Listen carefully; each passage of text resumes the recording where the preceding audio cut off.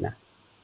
Hi, welcome to News and Nonsense. I'm Auntie AK, aka Auntie AK, and I'm here with. I am Nana, aka the Black Fairy, aka Dark and Lovely. And we're Welcome, here. guys. Hi, Welcome. everybody. We're here with News and Nonsense, your weekly insight into what's going on in the world. And the world is literally, as we know, about to self-combust and implode. You would think. So we're here to help you separate the wheat from the chaff, the sap from the crap, what you need to know from what you don't. Your favorite aunties are here to help you sift through the news and nonsense of the week. Auntie Nana, who's in the chat? Okay, we have Jordan Parker is here. And Jordan said, so I guess Jordan may be responding to the title, um, Black Americans, are you okay? And she says, hell to the nah. I am Oh, destroyed in prayer and meditation, try to find an exit plan and trying to convince my mother to escape with me. Dark days have begun with in your face racism. I oh thought no. we have Yvonne in the house. Sora is with us. Sonia Bali is here. LS is in the house as well. Loving you guys are chatting away. I've got to read that. Yeah. Celine Delon is here for Grown Women Only. Waving Cat Designs. Abyss is here. Aaliyah Shaw. Eons is here. Pop Tart as well. Hey, everybody. Hello. Say hello in the chat as well. Share this, like it, and Please. share, please. How are you doing, guys? So, I mean, we are going to go straight into it. And the first story up, and as we're asking how our American cousins, Sora, Auntie Farah is working. She's work. I mean, I don't know if we're allowed to say what she's working on, but she's got a big work project that's taken away on a Friday, so she Mm. will be back. We'll tell her that you miss her. It's just because she's a busy babe and she's a big old boss, so sometimes it's going to take her away. So yeah, she's on a big project that she can't do Fridays. So she'll be back. Friday knocks that out, and Sunday is just long for us to Yeah, come so back to Sunday and keep that regular. but she'll be back. Don't worry, you will see her, and we haven't put her in the bin. She's still with us. Hey, What was I everyone. saying? Hi, Everyone, everyone. is that Eli? Is that how you pronounce it? Eli says good evening. Good evening, Is that your Eli. grandson? All right, hang on. I'm trying to get all the bits out. I'm So, going to be dropping YouTube membership link in the chat right now. It would ooh, be great if we had 10 members today. That would be lovely. that would be very nice. If we could Yeah, get 10 members, I don't know what I'll do. I might do a dance, there we go. an Probably. interpretive dance of my gratitude. Ah, Should we Ronald is in the house. Hello, Hi, Ronald. Ronald. How are you? Why can't my drive is doing the most? Um, I feel like I keep saying, "How is everybody? How is everybody?" Something's happened. With Oh, I know what I haven't done. I just haven't finished my stuff. I thought when you think, yeah, I thought I'd done stuff, but I hadn't. I just need to quickly download some things, and then we're good to go. okay, Talk among actually, ourselves that we have been. I keep on Have we forgetting talked about our free show, our free show. our free No, no, event? no. Yes, talk about it. Sorry, I'm trying to do something else. I'm trying to distract Oh, okay. you. All right. Yeah, I've started Instagram. Hello, Instagram as well. We are live Hi, on there now. Instagram. Too. All right, guys. So we have our live show that we do that we were doing. We're going to have a free one happening on the 1st of December, and that is going to be in Market House in Brixton. The link is going to be coming out probably tomorrow now, and you'll be able to sign up onto there. And once the guest list is full, the guest list is full. But it's a free give back party and show for all of you guys that have been supporting us. So please, as soon as the link is available, sign up, especially if you're a member, you're going to have access to it first, and then we're going to roll it out to the Gen Pop will be afterwards. So please sign up and see us live. It'll be really fun. DJ will be in the house. It'll be cool. Yeah, be Love. fine. We'll keep an eye out. Ria is in the house. Destiny Love Media has joined us as well. So, hello, guys. Welcome, welcome. I'm having a technical faux pas behind the scenes because all the things I uploaded today are just not there, and I don't know why. So please bear with me.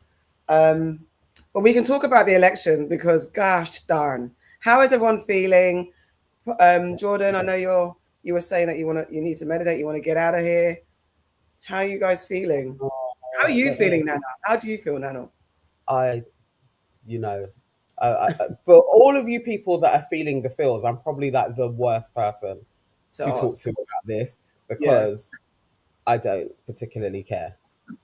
And I Why? don't think much is going to change. Honestly, I don't think much is going to change. And also, sometimes I feel like shit does have to change. We have to be really uncomfortable to shift something as well. So I'm a bit, I don't know, I feel like I'm in a real anarchist state of mind. Like, Why yeah, though?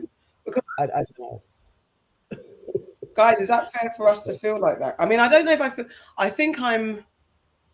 I think I'm just kind of like waiting to see. I'm trying to see what's the worst that Trump could do, and I don't want to be insensitive because we're not living it at the moment. Because like we always say, when America coughs, we catch a cold or something like that.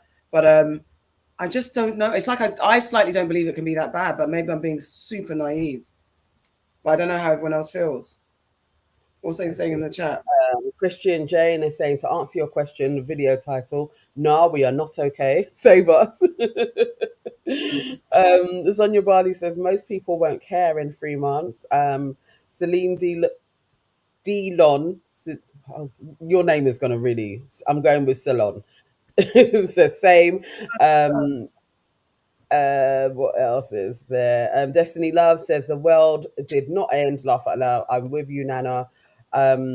And I'm for grown women only. Says I live in Atlanta, Georgia, and these people will vote their color over their interests precisely. Mm-hmm.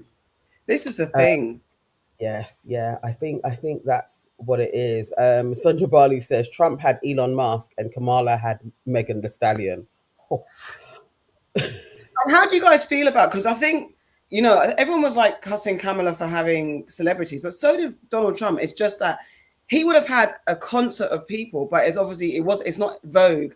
It's not fashion to be at a Trump rally. So the celebrities are definitely going to turn up at the Democrats, but if it wasn't uncool to turn up for Trump, there would be a bunch of celebrities at Trump too. So it's not. I don't know. I don't know if people are. I don't know if that you can leverage at them per se, because the Republicans would have had everybody they could have. If Beyonce was a Republican, Donald would have been standing next to her doing his yeah, hand dance. So I'm not yeah. sure we can cuss them for that, really. No, I just think it's not the strategy to win. That was the No. problem when, as soon as all of the stars were being wheeled out, I was like, Mm, this isn't it. This isn't it. yeah, You haven't galvanized people. Like, just because just because you managed to get Beyonce to even do a speech, that's yeah, okay, cool. But no, that's not going to rally the people that you need to come out and vote for you. And the numbers show that all of that, like celebrities, especially, I think their star power dropped so far in 2020. You don't even need to rely on these guys at this moment in mm, time. Like, they're not the they're not the movers and shakers at all. And definitely Joe Rogan, that was a that, big miss. That was an that would, awesome miss. He has the power like Oprah had in the 90s. Now yeah, imagine, presidents always wanted to talk to Oprah. Like, yeah, everybody wanted Oprah to endorse them yeah, because she had so much power. Why would you think that Joe doesn't have that same command? Like, exactly. it was that That was that was a big fail. that was a big fail. But then also, as we were saying, that do we think that this is all designed by design?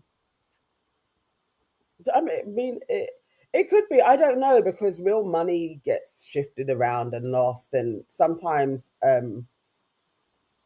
it kind of doesn't even matter. Like, if you have an opposition, even if they're shifting the power around, would we not have preferred there to be a real opposition, not the Yeah, light definitely. version of the same shit?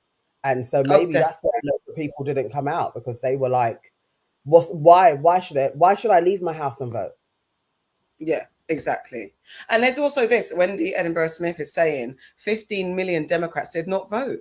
And that's what I think I saw the Daily Show, a clip where So one of the pundits went around speaking to people that didn't vote, and they were like, yeah, they didn't even say, and even to say like any one of them said what you've been saying about not voting and pushing the needle and changing the institutions and rebelling against the institutions. They literally like, someone said they blocked the word politics from their social media.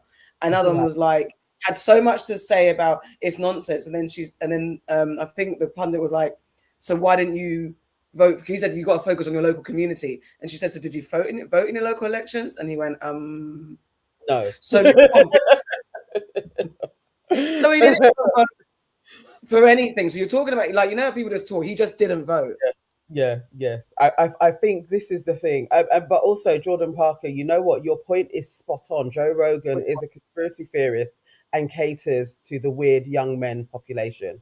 Now, when you look at figures, actually, it does seem like a lot of white men did not vote, and that's the issue. If they're not being spoken to, you can't ignore them and they're going to go away. You're not going to be able to shape the society in the same way. There definitely is a way that we have to re-engage young men and women into what's going on in society and speak to them and not lecture or dictate in ways that they're like, I'm not even listening to you guys. So there was an issue there. There was a disconnect. Did you see this? The plantation Twitch text apparently. I don't know if anyone in America. Jordan, did you get one of these texts? Yeah. Did any of you get one? Did any of you get one from America? The racist text telling you to get back on the plantation. I don't know, because how was it sent out? Because people were just receiving it to their phones, like just the random. So the FBI is investigating racist text messages sent to Black Americans across the country, telling them to report to a plantation to pick cotton. So Black Americans, including school and college students, were among the recipients in states including Alabama, North Carolina, Virginia, New York, and Pennsylvania. The FBI is aware, said the Justice Department. The messages appear to have started on Wednesday, the day after election. Some of the messages mention the Trump campaign, but Trump's campaign people have also, Stephen Chung, a campaign spokesman, said the campaign has absolutely nothing to do with these text messages. A 42-year-old mother in Indiana sent a copy of the text of her high school-aged daughter received to the BBC. The messages said that her daughter had been selected to become a slave at your nearest plantation and we picked up in a white van and searched thoroughly once you reach your destination. So my first instinct is to laugh because that's just wild. But the woman who asked to remain anonymous for her safety called the messages extremely, extremely alarming and made her feel very vulnerable. Because obviously in the mix and knowing that the one thing that you know that will happen is racism is going to go up, and physical in-person racism will probably go up because people feel more emboldened because their racist man in charge is winning or has won. So they're going to feel more freedom to do something. So I was asking Serena, how did they get all the mobile details? That's interesting, but I guess there are loads of companies that hold them. It's probably from one of them. I mean, this is the thing: racism will go up. It will dial up a notch. That's a given. But that also happens in times of economic downturns anyway. So it was going to take place. I think the level of doom and gloom that I was reading, I just don't think it's going to be that. Not to say it ain't going to be hard. It is going to be hard. And we will get the knock-on effect here because Nigel Farage is also going to be emboldened by Trump because that's his bestie. So the Reform Party is going to get a lot of money coming in. And where I live in East London, that's usually their base, going outwards towards Essex. So a lot of the white people become a little bit more feisty when the reform comes to town. So it's going to get hard for all of us for a little bit. But is it going to be crazy? I don't know. I'm not convinced. I don't think it's the end of times yet. I don't think we're quite there. I wouldn't put it past anyone. It's just, I guess it's hard to fathom. I think that's where I'm at. It's hard to fathom because we've not been there. We in the West, and please God, not in my lifetime or my daughter's lifetime or my grandchildren's lifetime, let's say not ever, do we want to experience war in the way that other countries are experiencing war. We have not faced anything. I think COVID's probably been the worst thing I've experienced in my time. outside of all the war stories and things we've heard of before. COVID's the worst. So I don't want to know what war's like. And I think that's the part where I'll be like, okay, cool. So I can't fathom what could be worse. Apart from, yes, I don't know. Actually, I don't know what could be worse. And I guess it is the immediacy of in your face racism and violence. That's a part that's probably going to be more immediate and more scary and more actual than maybe the actual world, the American politics really, actually killing people in that way. M. Albert says Kamala was passionate about abortion, but people prioritize food and money. Most women didn't focus on women's rights. Because I guess it doesn't bother you until it bothers you. It won't bother you until it bothers you. If you think about it, yeah, I think it's that. In most people's life, like the majority of people's lifetimes, an abortion it doesn't figure. So Yeah.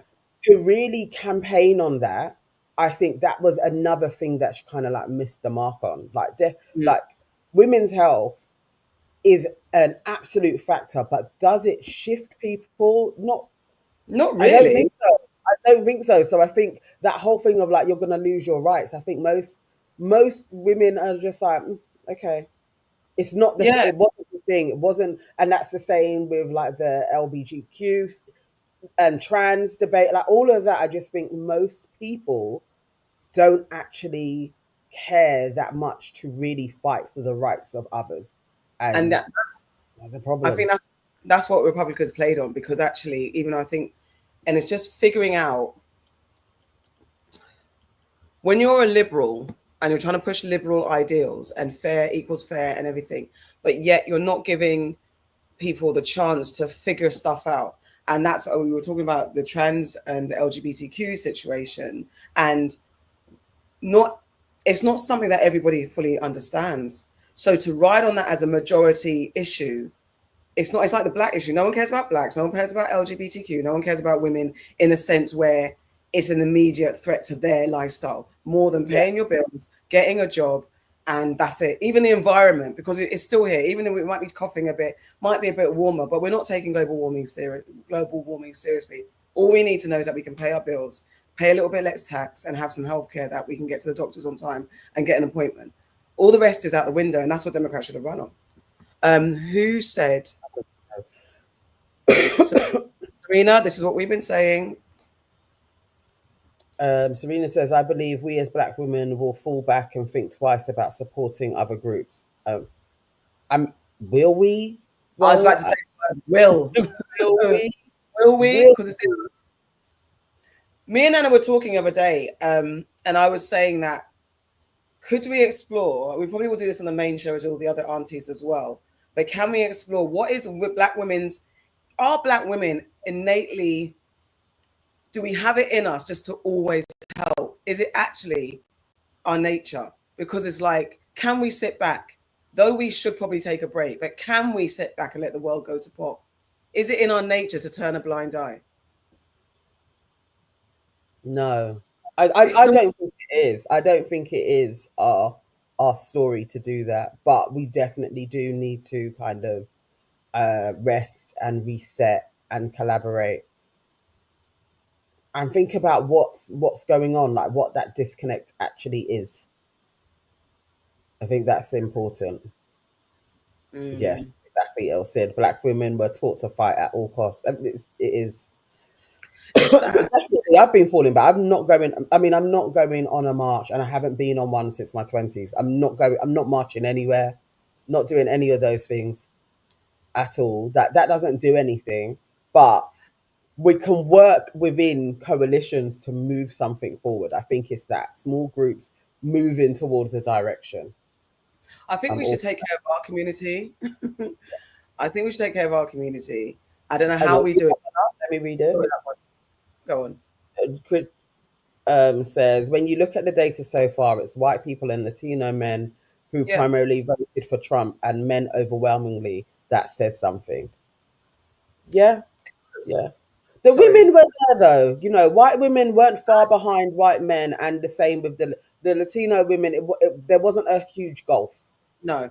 in between it, not in comparison to the black demographic, and that goes. and the Asian, again, is not as bad as the Latino, but it was still, they weren't voting in numbers like black people. So that's something that has to be looked into as well. Like, what is that? Why were black people so loyal to the Democrats when it was kind of soft peddling Republican behavior? And maybe a different type of radical shift would have got the 15 million to come out as well. I don't even think it's the war. I just think it's another ideology. Like, you can't even We call need them liberals. That, but it's not no. liberal. It was progressive. So maybe They need that's to the call difference. it, they need to be called the reals, the realists, or something, because it's just like this is actually what we need to do. I don't know. There needs to, but it's just impossible to get a third party in there. Sorry, Glen Elm, you were saying the Zaddies. What's the Zaddies got to do with it? What are the Zaddies up to? And Zora says, I think the increase of red pill men played in it.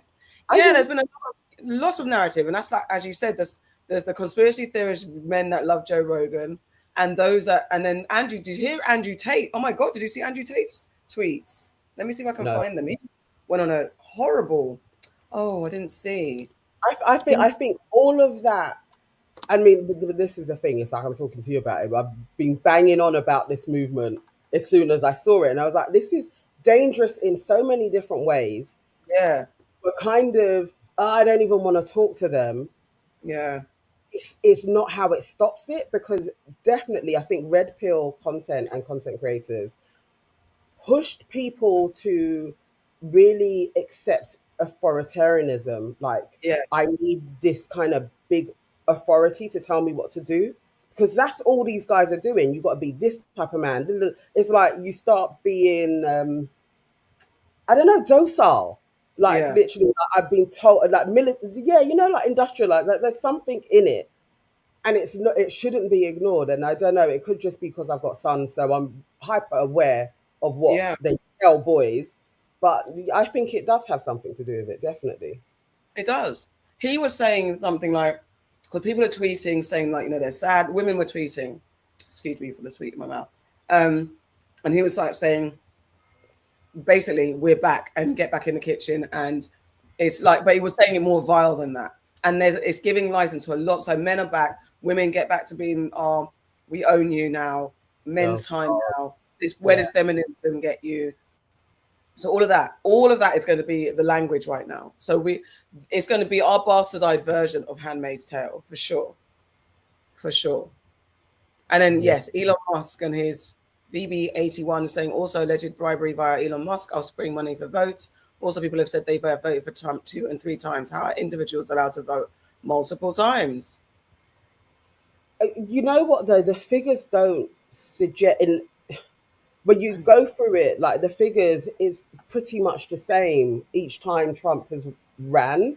He gets the Mm, same amount of numbers. Like, it's like the 74 million, 71 million that he got this time. He's around the same area. So where it doesn't make sense is Biden got 81 million, and now it's like Kamala got flipping 66 or something. yeah, she got So less that's because the problem. That's yeah, where the problem is. Like, honestly, the problem lies with what the Democrats were doing, and maybe I don't really think Kamala should have been the person anyway. I don't think the world is generally ready in the Western world for a black woman, mixed whatever, to be running it. I just don't think it's there yet. no, and I think Elle said, look, my friend's wife was told her mail that in the ballot was already received and she never sent one, had to fill out voter. There was definitely nonsense afoot, 100, like from the burning of the ballots to them not letting people send their ballots, send their votes early. There was a lot of stuff around the voting. Oh, shoot, I was going to say, forgot what I was going to say. You were talking about Kamala. Well, and do you know what? Generally, where they made a mistake, Joe Biden should have stepped down from before so they Yeah. had a better time to really have a candidate audition and then pick the best one for the job. Kamala stepped up. She did what I don't want to, she did what she had to do, but do you know what I It just mean? would have been a tall order to Yeah. really get her through, and love the enthusiasm of the community, but really, when you kind of stepped outside and started looking at other people talking, I was like, I can't see how this woman's going to put it together. And Mm. she was quite underwhelming. Like, That Obama was so inspirational, exactly. leading on hope and change, which Hmm. touches most people. Even the hardened, they're going to be like, who knows? This could be a new dawn.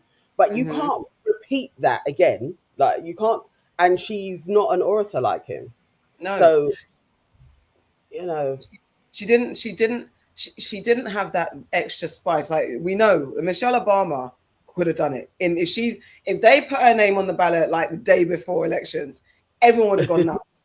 Do you know what I mean? Like that. That's the woman that Kamala needed. That level of spirit, vim, and relatability and believability. Unfortunately, she doesn't have that.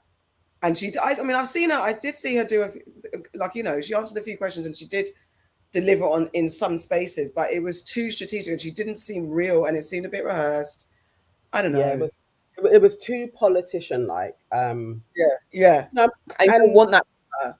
no, Do you know? it Sorry, just was quite sorry to right. cut you. Do you know what it is? That whole mamala. She's not a mamala.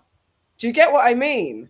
Even though we don't like the title, she needed to be a mamala, like really and truly believable as that person. That's all it is. And unfortunately, unfortunately, I mean, I wonder, Elsie, for real, did she say, no, the white folks and Latinos would not vote for Michelle Obama? That could I be, I just don't know. I don't know. And you know, Kamala do you wasn't know the what right. it is? Michelle has something. There's a type of black women that white women and people gravitate towards, but you have to be the right type of black woman where they Yeah. don't see you as a threat and they admire you, don't fear you, and aren't jealous of you. So you have to have all this. There's a special thing that certain black women have, black women in general. But there's so much things that we irk in people, but there's a package that we come in. And I think Michelle possibly has that. I don't think the world is ready for that at this moment in time. I really do think if it was reversed and if it was Tim Walz and Kamala was the VP again, he probably could have won. Yeah, yeah, I yeah, just yeah. think it's any white man who can No, string a sentence and a little bit of charisma, I think there would have been more of a fighting chance. But a black woman at this moment, it's just not the time. I don't. I just think Kamala wasn't one, but Kweku, absolutely not. Beyonce is not the one, and you can tell because she didn't. No, and that's not even a disrespect. I like Beyonce, but she is not the one. No, no. And they would have probably done even more. Look, even Taylor Swift couldn't shift the Democrat needle, and you would have thunk that Taylor Swift is literally the goddess of all goddesses, and even she, white blonde, cornfield, dating a white top NFL player, Taylor Swift couldn't shift the needle. No way. 15 Beyonce, million is a what? lot of people to not come out No, and do anything. It's a no. lot. It's a Yeah. big number. And you're right, Sonia. Michelle said absolutely not. Same way Oprah said absolutely not. Because they know what's going on. They know the deal. They like, let me leave my life being favored by everybody rather than turning into the world's public enemy. Because people don't like Obama as much as they did. So Yeah, yeah. let Michelle stay where she is. And Jordan's getting a headache. So should we move on? No, Jordan's gone to bed. It's fine. Oh, she's gone to Jordan bed. went Okay. to bed one time when I was saying people should think about not voting and protesting. So Yeah. I get it. You're attached to it. I even wonder about that. I always wonder, and maybe somebody in the chat can explain this, why black people pin so much hope on an establishment that always puts us at the bottom. I don't understand. Yeah, but Like we're because we always going to be let down. So I genuinely am like, I don't get. I was watching people crying. I'm like, why are you crying? because I don't people are get it. human. Because I think people are human, and it's very easy to get when you. I guess it's like it's so many things. What sometimes you need to have. It's like, to me. Please, people don't come for me. I do believe in higher spirits and higher beings, but for me, it's those have people have absolute blind faith in the God that we're pushed in front of. that we're brainwashed to serve, not the real Christianity, the real religion of it all, the real.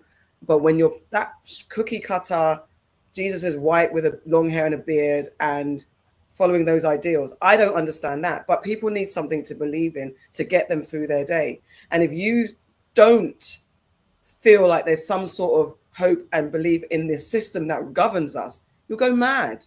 So I can understand, or maybe people don't understand. Maybe it's not like day to day. They're like, I have faith in the government. I think black people know what, but then to always think like that, it's so hard, possibly for a lot of people, to just move in confidence and take one step at a time, day by day, thinking like that. People have to compartmentalize to get on with their day, and to think that the world hates you, absolutely hates you. Maybe that's too much to deal with, and people aren't really thinking that. Oh yeah, think about it day to day. They're just like, I just got to keep it moving, and then they're blindsided when certain things happen. I don't know, Miss Brown Sugar, what's she saying?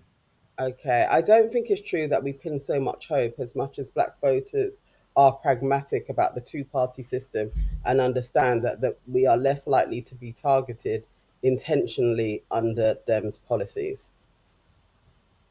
What do you think to that? I don't know.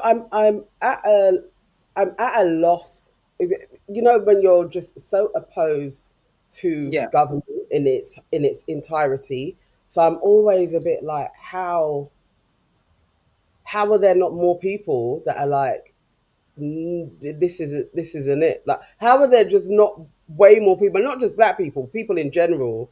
Like, why do I need to be governed?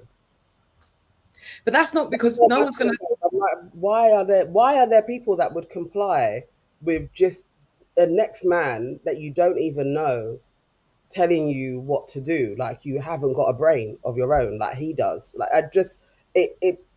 I'm genuinely like, I don't get it. I don't get why people are so compliant.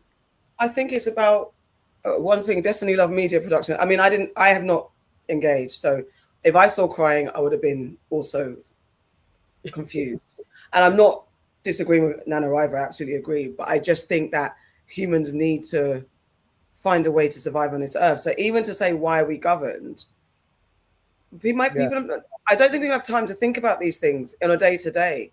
And only there are a bunch of people that will think about it. And who's having these conversations on your day to day, and you're going to work, paying your bills, raising your kids, finding out if your man's cheating or not? Are you going to say, oh, do you know what? We shouldn't be governed. Do you know what I mean? Like, there's so much going on. I literally do. Like, why do I have to comply with You people? do. Like, you do. What the hell? Like, why am I going to listen to flipping Keir Starmer? Like, these are what I think about. But yes, I get it. But also, even if I am like, for the area, something is going on and they need my vote or a petition or whatever, and I'm going to participate. If I lose, cool, because generally it doesn't go in your favor. So I'm definitely not going to cry over a politician. Where Definitely. were they crying? Sorry, where were they They crying? were crying when she was doing her speech, bawling. But then do you know what? Because also humans en masse do things. I went to a New Kids on the Block concert because my friends were crying. I started crying. What am I crying for? When Joey started singing, "Please don't go, girl," I started crying because my friends started crying. Sometimes humans en masse react, and it's the moment of being there. Maybe afterwards they're like, they're just caught. No, but yeah. folks were online being like, I can't talk, I'm depressed. They're like really in emotion. But I think, okay, I think, one, we're not in America, so who knows what people are feeling? Who knows of the people who are crying, who have been affected by the abortion, by Roe v. Wade, who have been affected by in-your-face racism, who actually believe that Donald Trump will give police immunity and have lost people to police brutality. So there's certain things that we don't actually know what stoked that emotion, like every direct bit. Someone could have just broken up with their man and they're in this space and like the world's gone to pot, they started crying. You know what I mean? So I think we definitely can't tell like why every single person started crying. And I think there are people that just like, we just at a loss, because at this point, the world is showing us so much shit. And this was such a big event. And it's kind of anticlimactic because Trump won. It would have been more of a like a party or celebration if Kamala won. So I think Well, for there's some that people, for some not people, for everybody, but for some, not yes. for everybody, but I guess for those who think there's some sort of hope in democracy in some way, shape, or form, there's that level of disappointment. So I'm not, though I would have probably laughed if I saw it. I do understand that kind of when you let your breath out and the emotions come out. I don't know. I get it. Christian Jane says, I was crying not for Kamala, but because I'm afraid of Trump and what he will do. I knew at the very least Kamala would keep things some sort of normal. Yeah. And then Ms. Oh, no. Sorry. Miss Brown Sugar says, why can't we cry? Why can't people who wanted to have some modicum of hope express their frustration and disappointment and rage? Because I'm not surprised, but I am pissed that ... I kind of get it. I kind of get it. I think it's the perpetual being letting down, Yes. a system that will let you down, that Yes. feels like all of those science experiments when people can't see that all you had to do was just literally like leave the door, like just walk through the door. So you're all kind of in a room, like hoping that there is some savior that comes along, and it's literally not going to happen. That is a source of frustration for me. Like I literally am like, this is really frustrating. Um, because you can't, it still needs a swell of people, it still needs loads of humans collectively to be like, what we're in is a crock of shit. Like not all the platitudes and okay it's okay, or they wheel out the couple that have managed to do well and they're like, look, this is what capitalism is. It's like for lots of people to be like, we're actually in a system that is full of shit. So sometimes when there is a bit of despair, and I always say this, I do like a bit of chaos to be thrown amongst the people so that people are a bit like, actually, how do we find another way out of this? And the Democrats for me were not the way out. So it was doubly frustrating that people were pinning so much hope on Kamala winning. And it's like, do you really think life was going to change?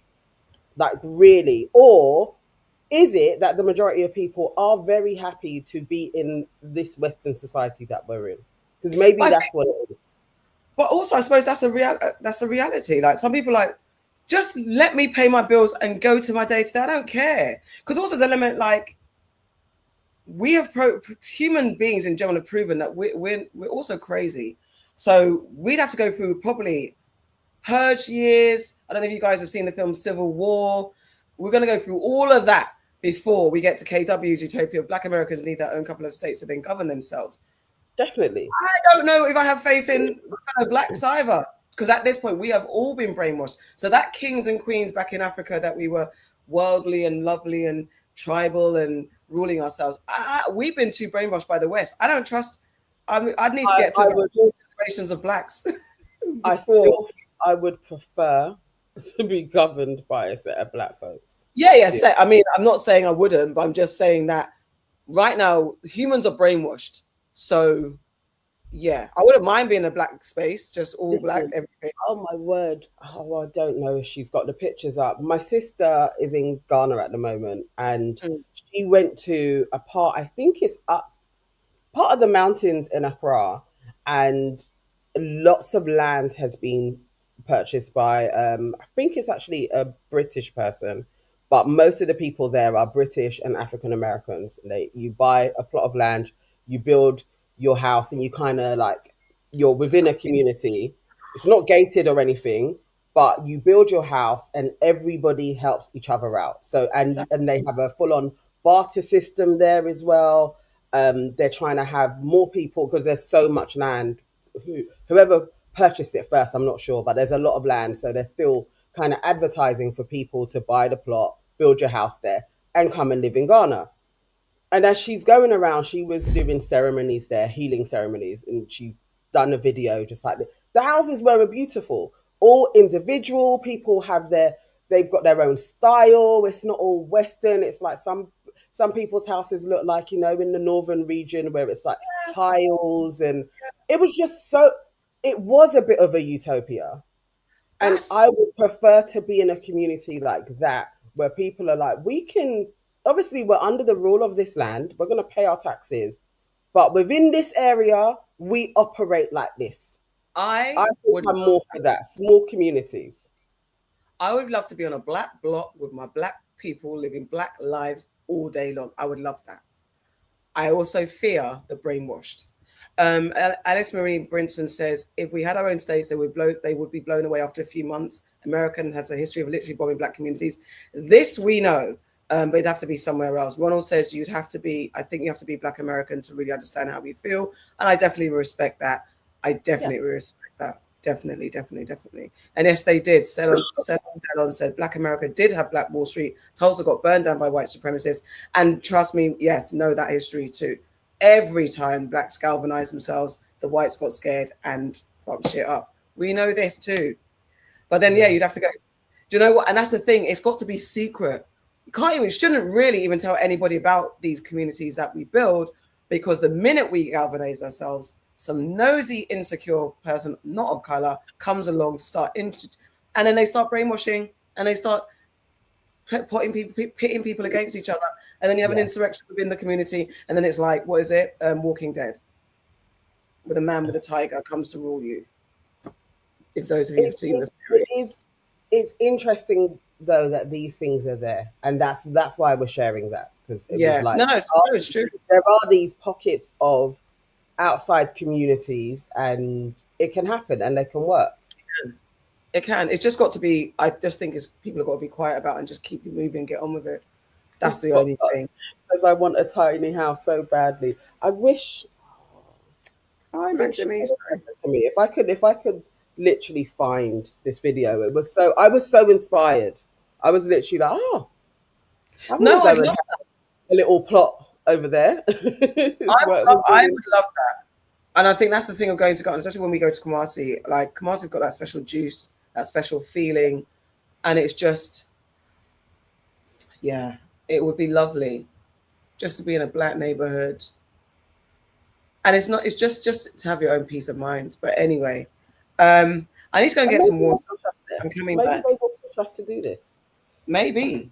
Who knows? Who knows? All right, let me see. Guys, to the Uh, next. Will Smith says expats and tourists aren't liked a lot. Liked by a lot of people in Ghana. They're turning the place into a holiday destination, and they're driving up the cost of living and land for the young people there. Definitely, Dirty December is an issue. I definitely think so, but that would be great. I'd actually love to see a panel of Ghanaians talking about it, like really reasoning it out, because there are loads of businesses that obviously are like, we absolutely need the expats to be coming over.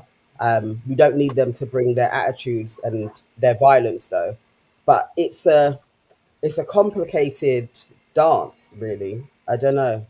This is what how I feel as well, because I'm like, as much of um as much as I love the idea of going back home, and I love people being welcomed back home, as much as I'm of the West going back home, I am concerned about Western blacks, British and American and otherwise, bringing their Western ways to Ghana. I think the last time I was in Ghana, oh, no, it wasn't the last time I was in Ghana. I think the last of December there was gunfights and guns being shown at a party in Ghana, and that was from British black guys going over there, bringing their foolish street nonsense to Ghana. We don't need that in Yeah. Ghana.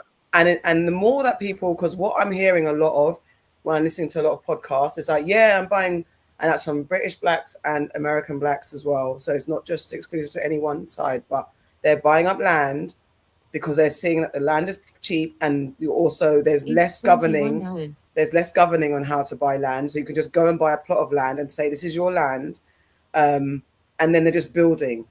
Are you considering the environment? Are you considering the materials you're using? I would not like to see my country, my home country, should I say, turn into Dubai, where there's just buildings popping up, and literally you're looking at a window, you're seeing a building, you're seeing a building. I don't want the landscape of Ghana to be destroyed. Hmm. But at the same time, yes, who am I? I don't even live there. But I will live. I have a home there. I do. I have two homes in Ghana. So I don't want my country destroyed by Western-minded Black people, and that's what I'm worried about. Because no matter what, that's what will happen. It is a real worry. I mean, the amount of apartment blocks and everything that go up, Exactly. that's an issue. Yeah.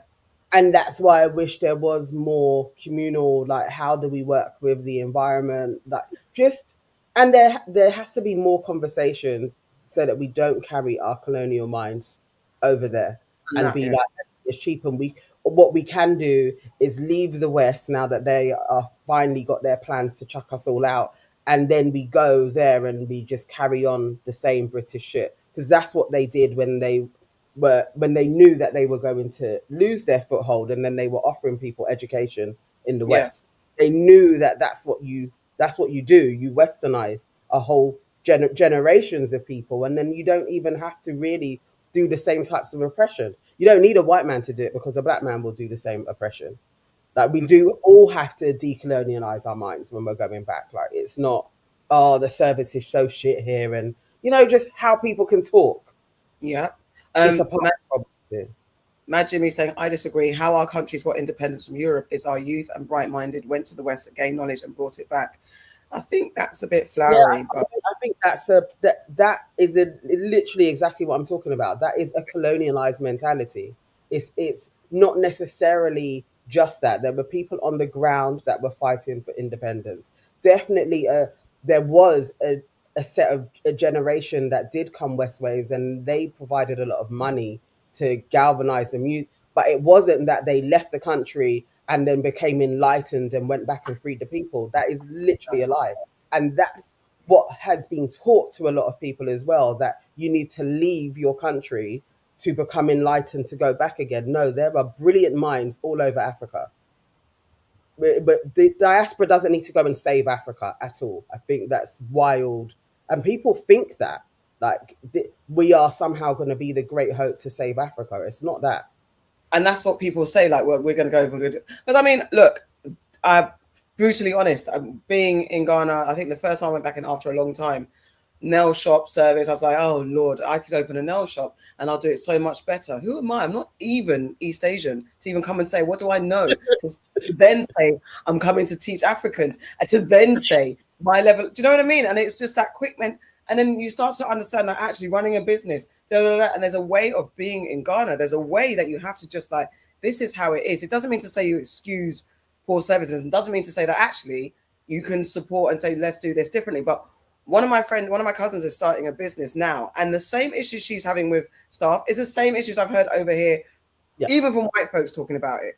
Me working in the media space, everyone's trying to find a freelancer that just is consistent, turns up and does the job. This is a problem across every culture. So it's not that far different. The things she's complaining about are the things I've heard people complain about in this country. So let's remove that mindset that anyone from the West is going to, you can share knowledge, because definitely when I go to Ghana, I learn a lot as well. I learn a lot spiritually, culturally, and mentally as well. So I rebuke that thinking. Miss Brown Sugar says, I did a summer study in Ghana during college many, many years ago. Our professor was Ghanaian, so we had the best guides and experience. But being thought of as American more than black was a shock. Yeah, Yeah, yeah, yeah. 100%. Destiny Love, I did not know I was black till I came to the Western side. Definitely. Exactly. Uh, And yes, there is. yeah, yeah. It's the year of it, isn't it? Like, there Yeah. was quite a few different elections happening. It's this Yeah. election in Ghana, and this is the thing. We've got the same thing where we've got a young guy that's really trying to carry favor. He's a young guy that's got new ideals, and that's what everyone in Africa is thinking now. Is the young ones that are going to save the day, but the young ones have also been fed Western nonsense. So, and they're the ones that are kind of trying to move themselves away, rightly so, from the corrupt elders that won't leave power and that won't change the status quo. But you've also got a younger generation who are influenced by the nonsenses that they see as well. So who knows where this? We need a happy medium. Someone's got a bit of traditional, a bit of new school thinking in a nice package, but and then also when you're there trying to rebel against the world system, they're going to try and shut you down. We spoke about the Senegalese leaders. they're now realizing it's not so easy. I don't know if it's they're realizing or the propaganda that's being put out there is that they're not finding it so easy to push through some of their rebellious ideas. And I say rebellious against the establishment, the world establishment, the ideas that put Senegal first. They're being met with resistance on all fronts. It's not going to be easy. And Ghana's security, being the safest country, is very, very precarious. Anything can shift. Just because we're the nice plastic country, it doesn't mean to say that we still have that rebellious streak. We'll still fight someone. We'll still throw a tire at someone. Shouldn't take Ghanaians for granted. We're still African. Stefan says, I think the new Western diaspora will create a new middle class. The gap is large right now. Yeah. Yeah, yeah. And that's the problem. That will be a problem. What I meant, my Jimmy says, is that those people with both mindset are the ones that lifted the flag of Pan-Africanism, like Jomo Kenyatta, Kwame Nkrumah, and Nelson Mandela. Fair. Nelson's sketchy, but yes, I understand the sentiment. Yeah. Definitely. And I wholeheartedly agree. I wish Pan-Africanism had a resurgence in a different way. You know, like it's still got that kind of like Hotepi type feel. It's like that's without the Umars. I'm a Pan-Africanist, and people don't think, oh, you're one of they have a look and an aesthetic. And I wish it would become a part of culture that loads of people was like, this is the way that we should all be moving. We should all be thinking of us as a global majority diaspora, and this is our home, and Africa, the Caribbean, like we really celebrate, like any of these places could be where we are. I literally was going to say that, and it's not just about Africa; it's about the Caribbeans as well. Yeah, I wish there was that thing of that's where I should be spending my money. Like I should be like, I'm going to invest there. I'm going to invest it. Like it should all feel homely. Yeah, I would love that. Yeah, I mean, it would be amazing. It would be amazing. Who knows? Who knows? Did you ladies see the story of the German doctors that came on to perform a free open heart surgery annually? They used to go to Nigeria, but some got kidnapped, so they went to Ghana instead. I didn't want to laugh about that. No, I didn't hear that. They got kidnapped. The white people. I did not about that. 1 second, said out. William Smith Goat says Western interference and money would never allow true Pan-Africanism and self-determination to happen. We know this, so we got to never say never, but yes, we know also. Matt Jimmy says, but don't you think that culture is totally different, though? What culture? Yeah. Culture in general? What do you mean, Matt Jimmy? Expound. But yeah, I mean, that's the thing. That's annoying, though, the fear of Western interference. But people still do what they want to do. But that's why we've always said, bad boys move in silence for real. Bad boys and bad girls move in silence. You just got to keep it moving. Ronald says, I followed some hardcore Trump supporters on X. I was surprised at how much they hate Indians and want them deported back to Asia. Surprised? Oh. Are you, mate? I mean, you need to you need to listen to some of the cab drivers over here. It's so funny when, I don't know why sometimes I'll get in an Uber and they really think that Black people totally hate Asian people. And when I'm talking about Asians, that would be, what are they to them? South Asians, yeah. And they'll just start talking about them like, you guys, you've been here longer and you're all right. But these ones, they don't even learn the language. I'm really perplexed. Like, it wasn't too long ago, your dad would have been saying exactly the same about Black people. But maybe there's an alliance, like, folks, if you're the acceptable immigrant, you will turn against the ones that are considered the illegals. Like, but also to be the acceptable immigrant. But also, Indians, I don't know. I don't know. Whites, I don't know. I had an answer, but I don't have an answer. Matt Jimmy says the African and Caribbean communities in regards to the culture is different. Yes. And the culture should be different. Yeah, the culture is different. Yeah, it is. Yeah. Yeah. And this is what I can't stand as well. My mum cusses about this too. Back home in Nigeria, you can't even wear African clothes to work, or the Western world has got us thinking wearing suits is the way forward. The LV is stealing on materials, fabrics, and styles. Chale is true. My mum would always say she rates the Nigerians who actually wear more traditional than we do. Like, I think Nigerians are a bit more visibly traditional than we are. Okay, okay. Yeah, I I can think, believe that. I can believe that. yeah, Sonia yeah. Bali says Indians are some of the most racist people in South Africa. Yeah. Mhm. Oh, and she also asked, where would you ladies live if money was not an issue? Ooh. I love questions like this. So I can go and dream. I've always said I want a house. I want a house in Jamaica. Um, I would build my own house in Ghana, but there's a house there anyway. Mm. And I really want to go to South Africa. That's on my list because I have so many friends that are like, you would love it in South Africa.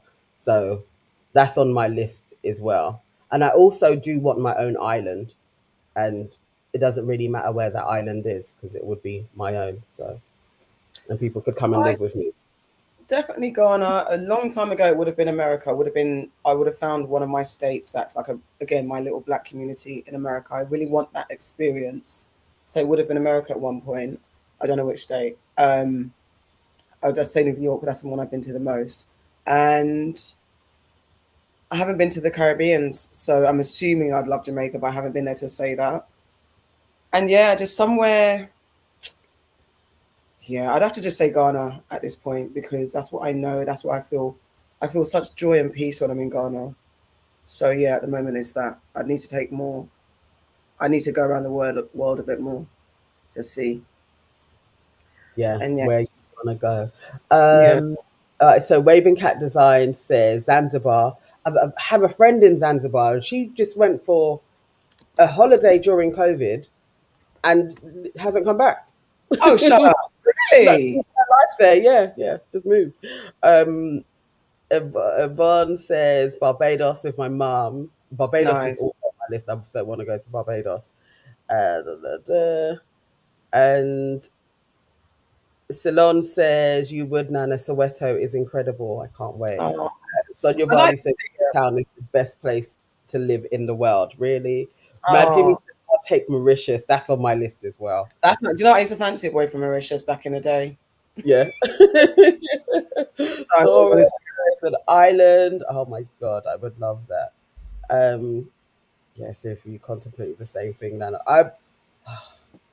Man, I could move, Yeah. but money was no option. I would go touring around anyway, To and be then fair, I'd go to all the countries. Like, I yeah, really want to. I even want to. I even need to go to a place full of ice. Even though I don't eat snow and ice anymore, but I would like to go to an ice, like a ski place. I'd like to go skiing. I'd like to see a snowy place.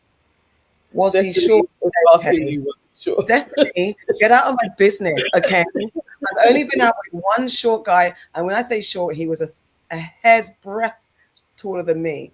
And that's the shortest guy I've been out with. Everyone else has been because I'm 5'3" or 5'4". Anyway, More like um, five. At best, you're 5'3". At best. yeah, probably 5'3". But I measured myself the other day, but I did have my trainers on it. It definitely said 5'4" and change. So I'm either 5'3" and change or just hitting 5'4". I just got measured the other day. And the thing is, I don't. Yes. Anyway, I can't remember he was short. He was just cute, handsome. He was handsome. Ronald said he'd probably stay in the United States, probably in one of the wealthier cities around St. Louis. You know Mm. what? If I was going to live in America, though, it's gonna be New Orleans. I loved it there. Like New I Orleans don't. would be. It just yeah, yeah. New Orleans just felt like it was like a spiritual home. Like I feel like I loved it there. I definitely want to do, and I'm sorry, I want to do my version of the kind of black, not.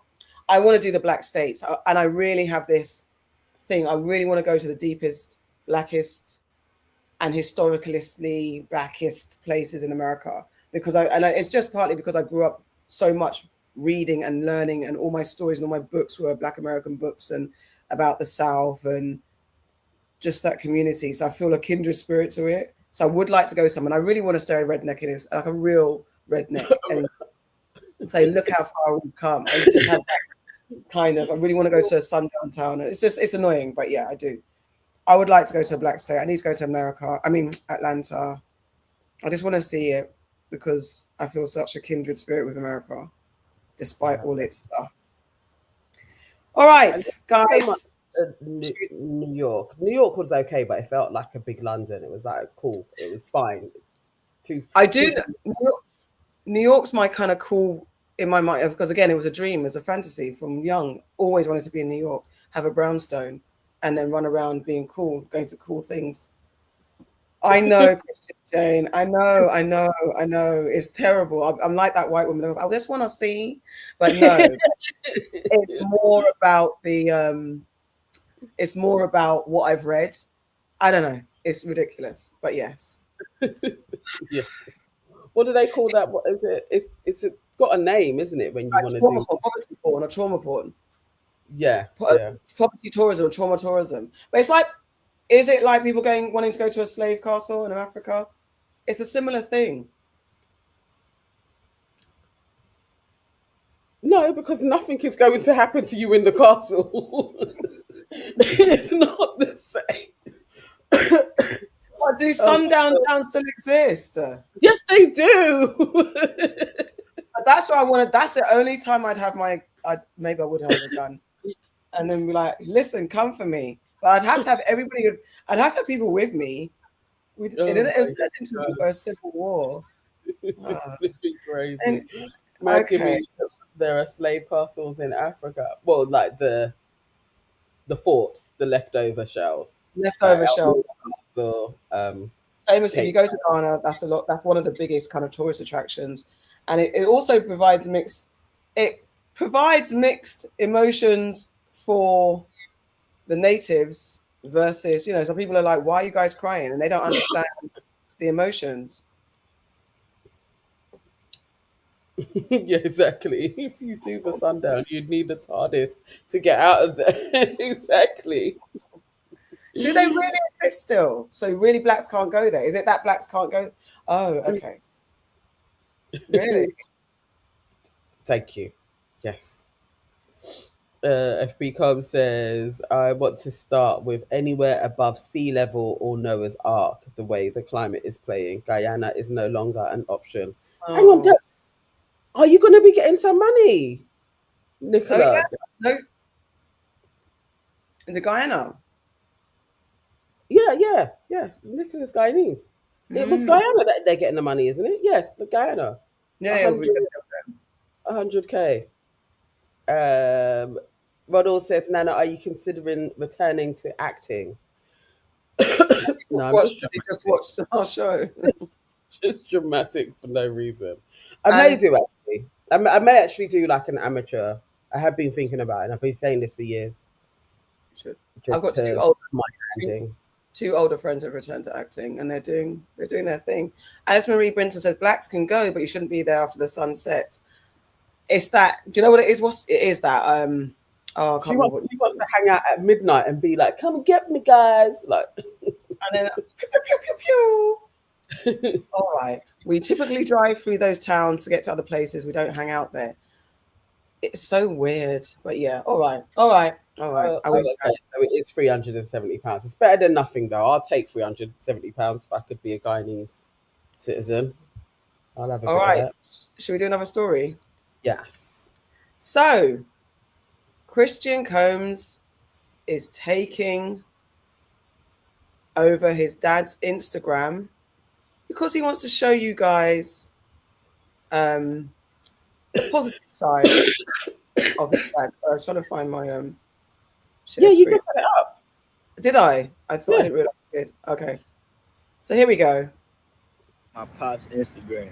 We're gonna be posting videos by spreading, good energy and taking y'all down memory lane and all the positive things he did. So stay tuned and watch this. Let's go. We love you, Pops. Happy birthday. What's up, y'all? So, Christian Combs, aka Diddy's twin, is he's taken over his dad's Instagram to share positive videos. I don't know if he's done it yet. I don't. We can go there and have a look. But Yeah, I think he has. I think he has posted. let's see. Oh, he's Brad posted. Chris says, yeah, sounds like his father. He really does. Sounds and looks just like him. It's crazy. So he's playing tunes, What is and this it's one? been liked by 62,000 people. So that's all about the Benjamins. Wow. He's played Victory. That's 55,000 likes. And he's played Biggie. I mean, that's 91. That's Biggie. I mean, Morning, crack of dawning. Now I'm yawning. Wipe the cold okay, out my I eye. was gonna See get a who. copyright. it's Jimmy and why? That's Biggie's. That's This Sheila. is, but So what do you with think? everything that's going on with Biggie, like, you know, people being like he may have got him killed and everything else. This is very insensitive. Like, I don't know why he's doing this. Why do they think that this is a good move? I'm not understanding. Is there an intelligent person in the room that is probably like, we should all keep our heads down, and if he is let off, we pop up again? But why are they going on like their dad isn't on some serious heinous crimes? Like, there's a big charges to be like, I'm just gonna populate his feed with his videos. What are you talking about? They're I think they're processing. I'd like to give it that they're processing. They don't know what to do with themselves, and they're trying to find ways to make it not true about their dad. Whether their brain, I said brainwash a lot. Whether you know that they're in that bubble of their dad, it can't be true. So maybe there's like, oh, look, guys, despite it all, we have the music and the legacy, a legacy built on a lot of alleged extortion, bullying, violence, and bad behavior. But here we are. Don't forget the music, y'all. I mean, I'm surprised it even has that many likes on it as well. So again, maybe there are a whole load of people that are just, I don't even care what he's been charged with. I don't give a hoot about it. Gregory Same. says, say that the Jacksons. I mean, he went to his grave without anything being proven. So it's easier.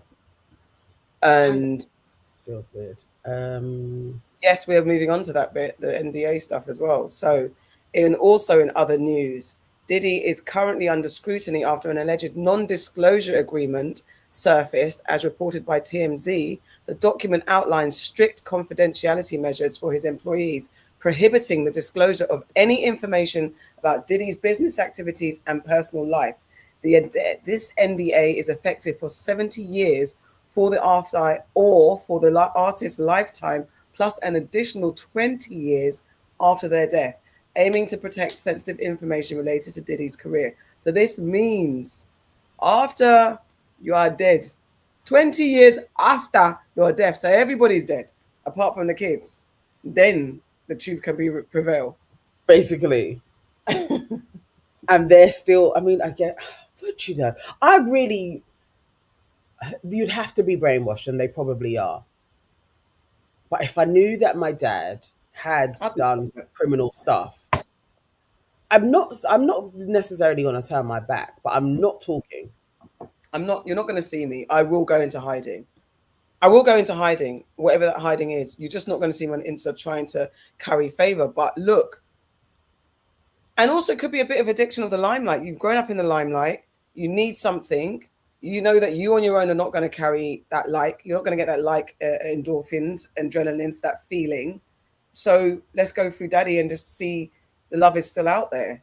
Yeah, It's the dopamine or whatever that is. it's such a crazy. I would have thought even he would be saying to them that, but he's obviously crazy as well. It just feels like such a stupid It's a idea. wild thing to do, but he's getting the response. That's quite a lot of likes. Yeah. And they're tapping into the tunes that have soundtracked a generation or two's teenagehoods and 20hoods and 30hoods, lifetimes. This is, Yeah, it is really, really weird. I was going to say, is this news or nonsense? Nonsense. I like when you say it. Nonsense. FP Cobbs is saying, is it illegal to break an NDA? I don't think it was. It's only if you're summoned, isn't it? If the court calls you up, the NDA means nothing. So if Yeah. you get subpoenaed, I think the word is. Let me double check and check what I'm saying is not lies. But also, And at this moment in time, his legal team are not going to be enforcing many NDAs because they've got a lot of shit to fight. So now that's why everyone's talking. yeah, exactly. Let's see. Salon says Russell Simmons gone to Bali and blackmails his kids financially. Something similar could be happening here. That's where, yeah. That And is then, so true. That is so true. Because weren't it Justin? Something came up about Justin and a car that wasn't being paid off, and oh, is it? yeah. So people were speculating that maybe Justin isn't complying, and so Diddy isn't paying his bills anymore. So maybe this is it. It's like you got to play ball, and your bills still get paid. Yeah. So you got And to keep active. Google says non-disclosure agreements can be broken if subpoenaed. In legal proceedings, a subpoena is a court order that requires a person to provide documents or testify, even if an NDA is in place. The law generally prioritizes court orders over NDAs, especially when evidence is essential to a case. However, if an NDA includes a clause on legal disclosures, it might specify the process for handling subpoenas or how to notify the other party. Still, it won't prevent the information from being disclosed if the court mandates it. So, Yeah, my peoples, that NDA is only going to protect you for so much. yeah. Only if it's not criminal. And that's what people are saying. Yeah, Trump might pardon. Once Trump pardons him, Diddy will sue everybody who broke those NDAs. Do we really think Trump? I mean, it's Trump. Trump could Listen, pardon. Trump could do that. Because there's enough. It's so weird. For some reason, around Diddy, it seems vague.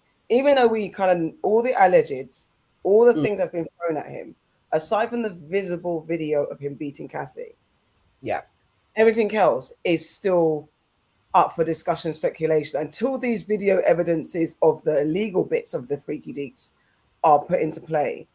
Until anything is absolutely categorically proven, everything is vague enough for Donald to still pardon Diddy and for Diddy to do a comeback tour.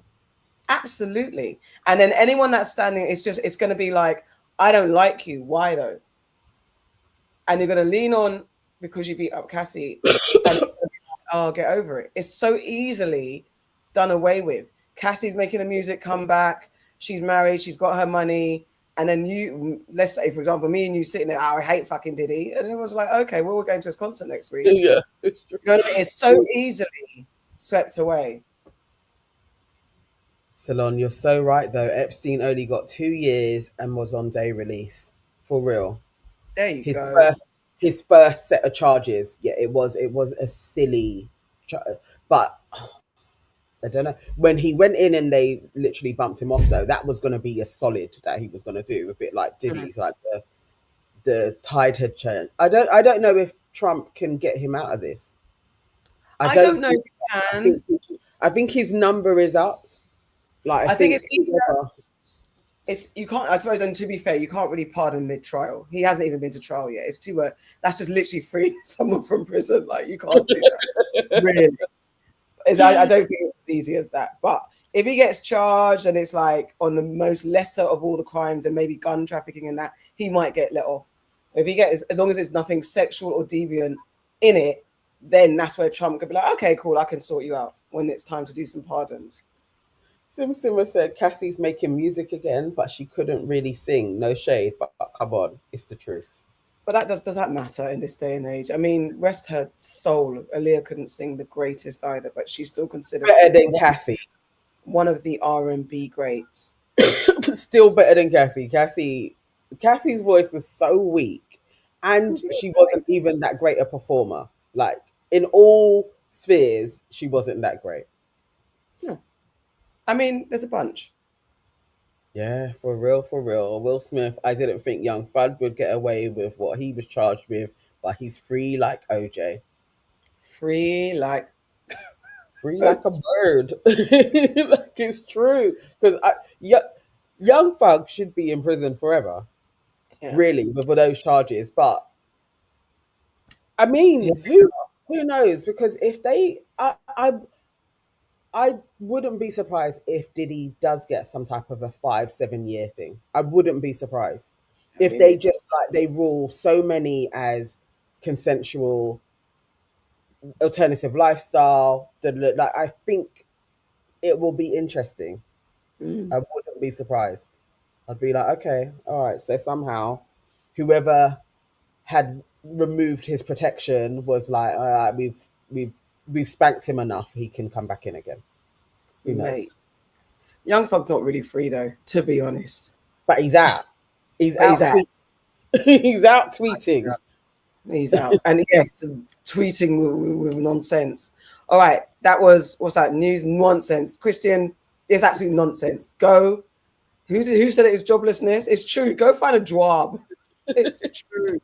Go and find He's an artist. Gosh, go and do a rap about it. A rap about it. Maybe, yeah. Did he? There's nothing to plead on, Sonia. The plea deal on what though?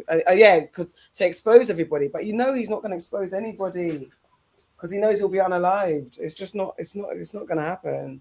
Might as well fight it for real. For real. Anyway, all right, that's nonsense. Another story. Should I go to the? Yeah. Just move on. All right. So, guys, some more racism has been afoot in the UK. Sorry. Here we go. Look what happened to this guy. And winning the ball back here and there. But in terms of kicking a blue.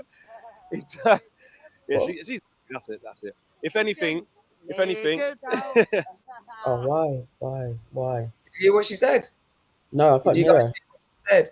All right. So let's see if you can hear it. But in terms of kicking a blue. it's yeah, she's happy. That's it. If anything. Did she say niggas out? Yes. Yes. One more time for those at the back. Yeah, she's happy. There we go. At first, he thinks she's been. Oh gosh, it's. If anything. Yeah. She says N words out. Wow.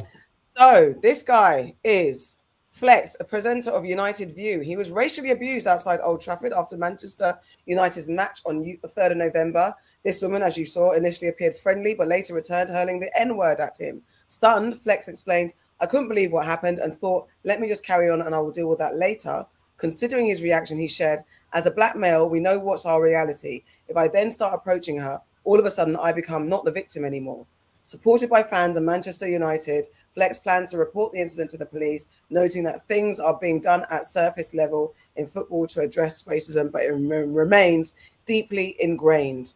I mean, minding your own business, doing a show, doing what you're doing, and chick comes along and says, back here and there. But in terms of kicking a blue. it's yeah, she's happy. That's it. If anything. It's that part. It literally, his face there is the best. His face there is the best. It's when it hits you, like when you're like, did she just say that? No. And this is it's similar to it. Those of you who watched our epic episode with China and what he experienced with the white woman who called him I think we played it here. Did we play it here as well? Who called him a drug dealer out of context for no reason. And then again, she also blamed herself being drunk on it and saying she was just banter. This is what people are enduring in the streets. People are so emboldened. And this is the shit that when the politics go right, this is what people do in the streets. But I don't know. You know exactly she is going to say, it's just banter. I was just drunk. Yeah. Like, and then she'll probably pull out the old chestnut that they always do. But people are saying it in rap lyrics all the time. Like, why can't I say it? She will try and do all of that. But he's doing his job. Like, just keep on walking. His job. It's very rude. I think he did. I think he did a thank you. Hold on, let me see. There's a thank you video. Let's look. And let me just play the damn advert. He did a thank you video. Let's skip that and let's see what he says here. I don't think I haven't watched this, so bear with me. Here we go. Let's see what he says.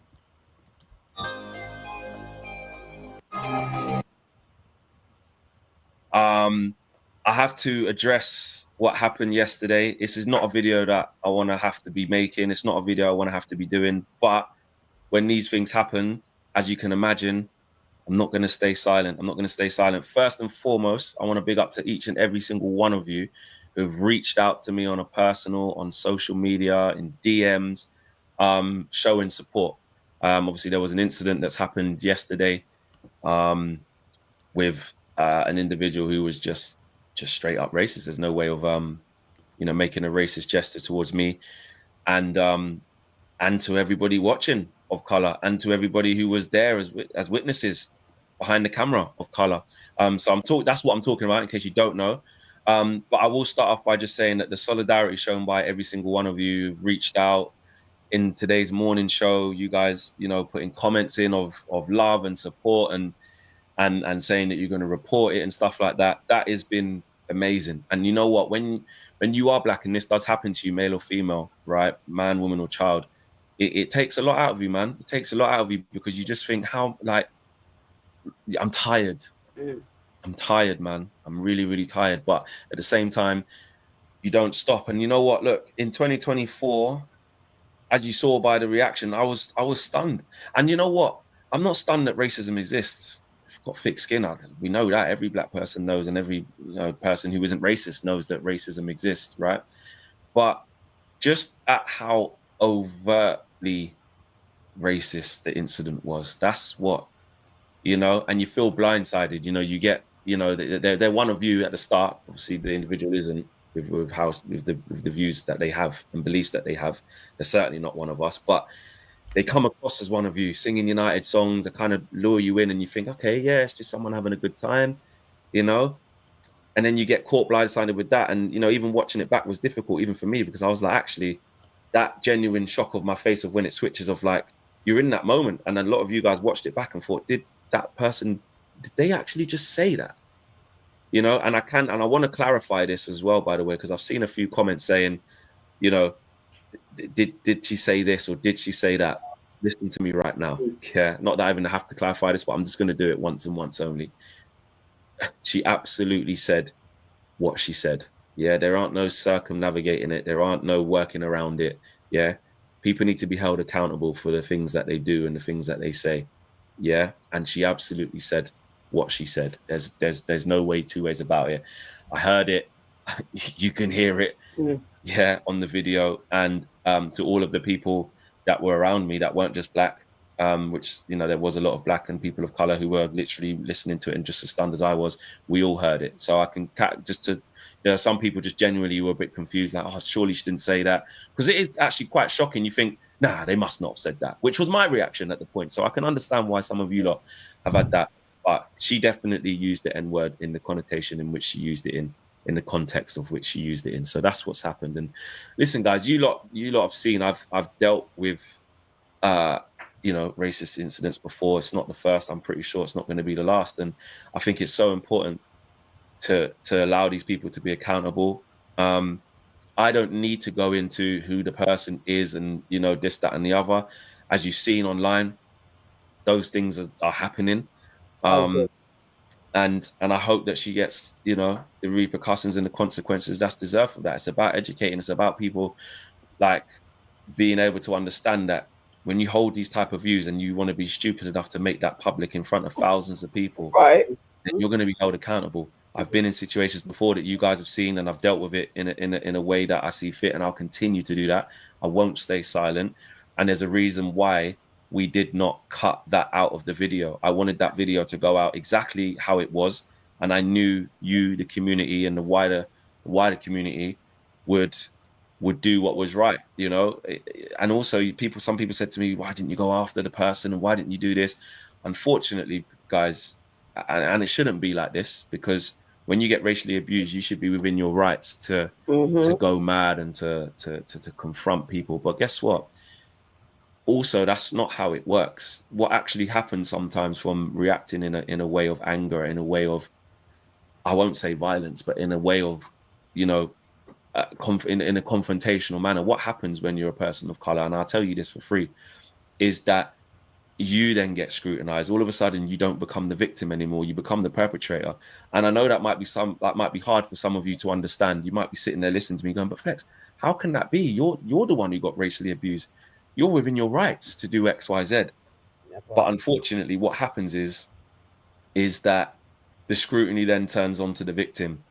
He shouldn't have responded like that. He should have been the bigger man. He should have done this. And listen, there's a lot of people I know who wouldn't have responded in the way that they did. But I just thought the more impactful thing, the more powerful thing to do is you've just come onto a camera on a big platform. You probably thought I was some nobody who ain't going to say nothing. I don't know what she thought, right? I don't really care. But you will be named and shamed, and people will know who you are now instantly with what you've done. And that's what happened within a couple of hours. I will say that the club have reached out to me. They've taken the early steps in what they need to do. So, you know, we're all United fans here. Well, we're not just all United fans, we're all football fans, and we're all fans from different clubs. Probably you lot watching this video are, but just in terms of my community, what we can't do in football, you know, I did see that as well. Oh, that's not a United fan. That's definitely a Chelsea fan. Listen, I'll tell you this now. She was a Man United fan as well. She was a Man United fan. It doesn't matter what fan she is. And the fact that she is a fan of our club, I'm not going to say it hurts any more or less. If you're a fan of any club and that's your views and beliefs, you're disgusting. I mean, it's a 12-minute video, so but he's made his points very articulately. And so his name's Flex. His name's Flex. So this is his Instagram.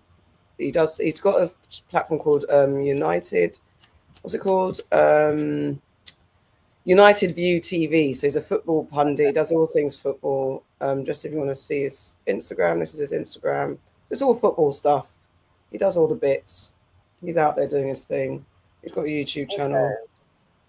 I've never heard of him before, to be honest. I don't watch football. Yeah, I wouldn't watch it. Very good. And I do like some of the football TV people. I used to see lots of clips from Arsenal TV as well. There's some good pundits that do stuff, but yeah, okay, he is very known. She's wild. I'm glad she was outed in a few hours, and I hope if she has a season ticket that gets revoked. I hope she gets banned. I hope she loses her job. Like, she needs to learn. She needs to learn. All you had to do was keep on walking. Keep on walking, man. Keep on walking. There's lots of stuff. So Selon Delon says it's very tough in the Northwest right now. They were bad before the racist riots and worse after. So this is what I'm saying. Give a little inch, and it just gives them anything to just. Because I mean, imagine in this day and age that you think that's okay to say on camera. It's mad. And even just anyway, just in general, because there was a time when people were scared of blacks. They're literally not scared again. Yeah, it goes through waves. Yeah, just, you know, it's like in the 70s you was having to run. And then you had all of the race stuff in the 80s. The 90s definitely shook things up, and they kind of retreated. Yeah, and then, you know, they come back. They come back, and they will be back again with Reform Party. They'll be back and out, trying to be like, it's okay. Despite more black people being involved in football through social media and on the pitch, football culture is still very much racist. You see it across Europe with the far right and football films. This is when, and I know everyone says it's not for them, but like us, every black took a week, maybe a week's too much, a day off work, just a day or 3 days off work. That means don't show up on the pitch, don't show up in the cleaning room, don't show up in the hospital, don't show up in the office, don't show up on the bus, don't show up on the train. Let me not even open British Blacklist today. That's it. Done for 3 days. Let them talk about racism then. Oh my God. If we could actually galvanize that to take place, I would love. It'd be amazing. Like especially the NHS. Honestly, the NHS would literally like crumble to bits, and the underground as well. But the NHS especially, it would crumble. Public transport, Yeah, NHS, it would, and they cleaning. would clean it. Well, yeah, clean. No, you know what? Where it would absolutely die, care work. Care work. All of the old people that all of the Listen. old people would be left for it. They'll be thinking like, Vera, where's the African girl? Where is she? Oh my god, this country would go crazy. They would go crazy. And then if the Asians joined us as well, it's long. It's a wrap. Listen, It's a wrap. Nothing if is going on. everyone, if English isn't their first of all, anyone whose English isn't their first language, stay at home. Then everyone who cannot trace back to the Celtics or the this or the Saxons, stay at home. Oh my god, destiny. Destiny. Them old people would be sitting in their shit for days. They absolutely would. But they would. Call it take a back seat moment. We're taking the back of the bus moment, mate. That's it. We'll sit down. Sit down. Mercy's praising you in amongst. Your hair looks nice. It looks different this week. Oh, it's an absolute mess. It's coming out tomorrow. It's very cute. I said you look gorgeous today. Actually, I was thinking I'm going to cut it and have it as a bob for a couple of days. Oh, yeah, try that. Let's do that. I like the experiment. I missed my twist, man. But yeah, I had to shave my head yesterday. Thank you, Mercy. It looks very cute. But yeah, that didn't happen last year. Will Smith said, wasn't that what happened last year? Rail unions and hospital unions. It's a small inconvenience for the powers that be. Not enough. Because when the unions strike, obviously not everybody is a part of the union, so it can still run. Like work can still get done. Yeah. This is bigger than unions. And even when I was working in schools, whenever there was a strike, it doesn't even matter if it wasn't my union, I would go on strike as well. But we all collectively, this is race lines. We're not participating. We're not participating. You need to collectively treat us better. Institutional wise, everything. We need to be treated better. And we all decided we're not going to work for 3 days. I would love that. 3 days. Nothing. I think just be brave because I can't suck us all. Do you know what I mean? I know there's people like I can't because I'll get sacked. But if we all did it, everybody. That's why everybody has to do it. It can't be you're in an office of 10 and you all decide, but 7 of you go to work. Like no. Everybody has to be like, we are not there, and all you leave is Simon. No, because 3 days. Do you know what, Destiny?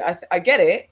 But 7 days, people start to get stressed. We don't want to stress ourselves out because people who even enjoy their jobs, they'll start feeling so nervous. 3 days is just enough edge to be like, oh. But then, okay, phew, I can go in tomorrow. Like, it's fine. Destiny, 7 days, so many people are dying. Yeah, it's a wrap. And then we'll get blamed and then we'll be put in court. At least, because they'd love to round us up and blame, and then we get sued and all this stuff. And they will say it's not racism, it's your fault, you're just selfish and evil. Let's not give them too much. 3 days is enough. 1 day, it's always, we can handle this. 2 days, it's like, okay. 3 days, like, please, we've got a barter. And then we'll say next time we're going to do a week. So give me my money. It says, is it a strike or a mass sickie? It's whatever you want to call it, bro. That's the thing. Call in sick. Like, they can't say nothing. I'm sick. Yeah. I love it. We're gonna spearhead this. You know what? I'll go down for this. Not go down literally, guys. But I will have this in my name. I don't mind. A black strike, yes. A black sick day. It takes how long does it take for a cold to come in? 3 days to come in, 3 days to go out. Okay, so 6 days. No, we got a little chesty cough. Yeah, it would exactly. Sellers on it. Either way, they're gonna learn. Let's go. It'd be the best thing ever. Because they'd be so pissed. They'll be stopping people. Like, why are they doing this to us? They're just inconveniencing us. My nan, she hasn't had any food for days. Like they would be. It is what it is. Oh, I would love it. When you're saying you guys can go back home, Absolutely. Like, Just it's cool. it's fine. We'll figure it out. Yeah, listen, I'm on it. I am on it. Oh, there's my story about trips. Okay. So, guys, guess what? What? In the UK, fertility rate in England and Wales hits a record low amid cost of living pressures. So the fertility rate in England and Wales has fallen to a historic low of 1.44 children per woman, with the lowest birth number since 1977, and average parental ages rising, influenced by mounting economic pressures. Now, before we discuss it, I thought Shantae J, she's a presenter and kind of commentator in our world. She has some. I liked what she had to say about this Oh, gosh. Yes. moment. So let's have a watch. Share screen, zoom in, and let's go. It's official. Humanity is going extinct. Birth rate is an all-time low. Our fertility rate in the UK is falling faster than any country in the G7. Humanity is coming to an end. I used to pray for times like this. On a level though, why is the birth rate falling? Well, we actually know this, yeah? It costs £46.62 to stand outside and do nothing on a good day. They are making children participate in the Hunger Games so they can get a nursery place. And when they do get a nursery place, you have to pay £1 million a week to teach your kid to read. Unless you win the Omaze lottery, you're not having a house, babe. You have nowhere to live. However, there's one more thing that I just don't think we're talking about enough. Because if I had all of these things, if I had a home, if I had the money, if I had the nursery place, who am I having a child with? Who am I having a child with? For Women's Health, I've interviewed a whole bunch of women about their experiences dating, and across the board, it's not looking good, bruv. It's not looking good. The qualities that women want in a partner are very, very basic, but even that they cannot find. And the problem is they're being told by their friends, by their family, by the men that they're dating, that they're being far too picky because they want someone that's kind. And I just think that is insane. We're not going to increase the birth rate if men are stressed about being good people. Anyway, read the piece of Women's Health. Let me know your hot takes. It's official, guys. I love that. Oh my God. Yeah. So the birth rate is falling. I think it's all of those reasons. It is people aren't finding a mate. I think so. From my worldview, the amount compared to like my sister, and there's 11 years between us, she may have 3 friends that didn't have kids, and this was they had partners, but they chose to not have children. Like this was like really, and they're all white, and it was like not going to have kids, don't want kids. I last count, it's probably about 12 people I know. Wow. And it's life. This isn't they chose. This is literally 30s. They're still searching for their person. And now, you know, most of my friends go up to like your age, like all now 40s. And they're at various different levels in their 40s, and there still isn't a partner. And so they are now coming to the reconciliation that they may not have children. And that's just searching for a mate. Like, you know, it's not, you don't want to just have a child with anybody, because that's the thing. You've waited this long now. So you don't want to just do it with anyone just to have a kid. You're like, but I wanted the whole setup. I wanted to be in a loving relationship and have a child. So there's a problem. There's a whole problem. It's all the things that she mentioned. It's expensive to have a child. And then to have a child, you get punished because everything costs. You can't even put your child in the school that you want to. And then your child's walking down the street. There's all sorts of predators and then groomers and then county liners and then criminals want to take your child. The world is not a safe place for a child to raise a child, and then trying to find someone that's not going to abuse you in the process of giving birth to a child or finding a child. And that's not just women, also men. Yes, we understand men are also persecuted in a way. It's not easy. The world is not easy to bring kids into. And people, and I think the younger generations are also thinking about, why would I want someone to exist in this space where we have this world where they can get spat at and beaten up and fun? So no. It's difficult. I was going to read out Destiny's poet. She says, I've got half and half. I don't care for kids no more.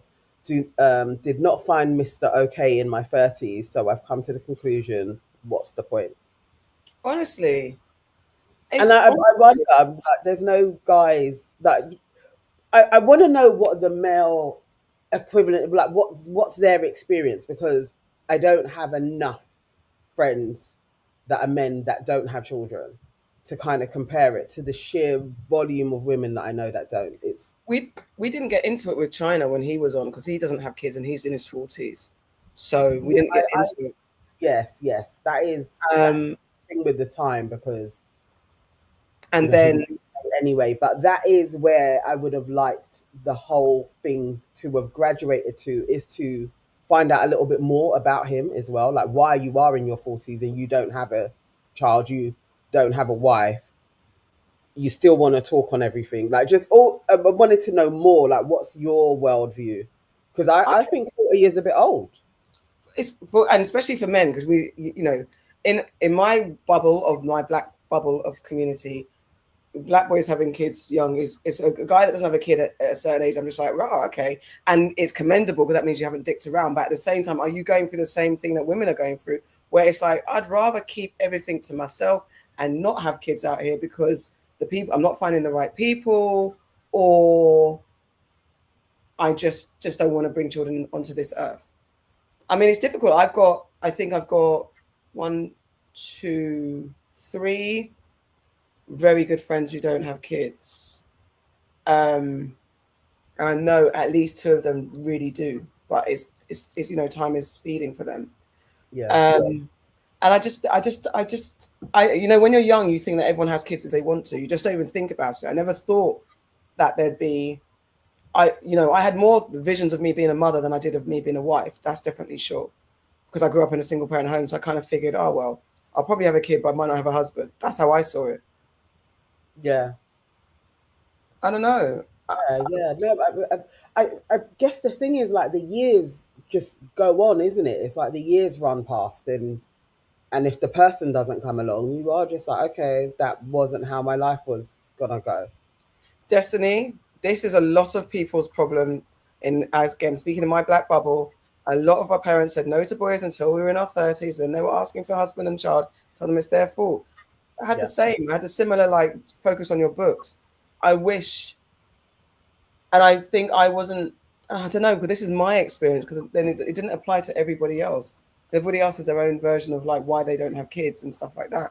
But my version of not having a husband and maybe a 2.4 family was definitely because I didn't know what the hell to do in my insecurity, how to get a man. I didn't know how to use my womanly wiles, not in a wicked way, but I didn't know how to lean into what was great about me. I definitely grew up and spent a lot of my years not thinking I was worthy or deserving of a man.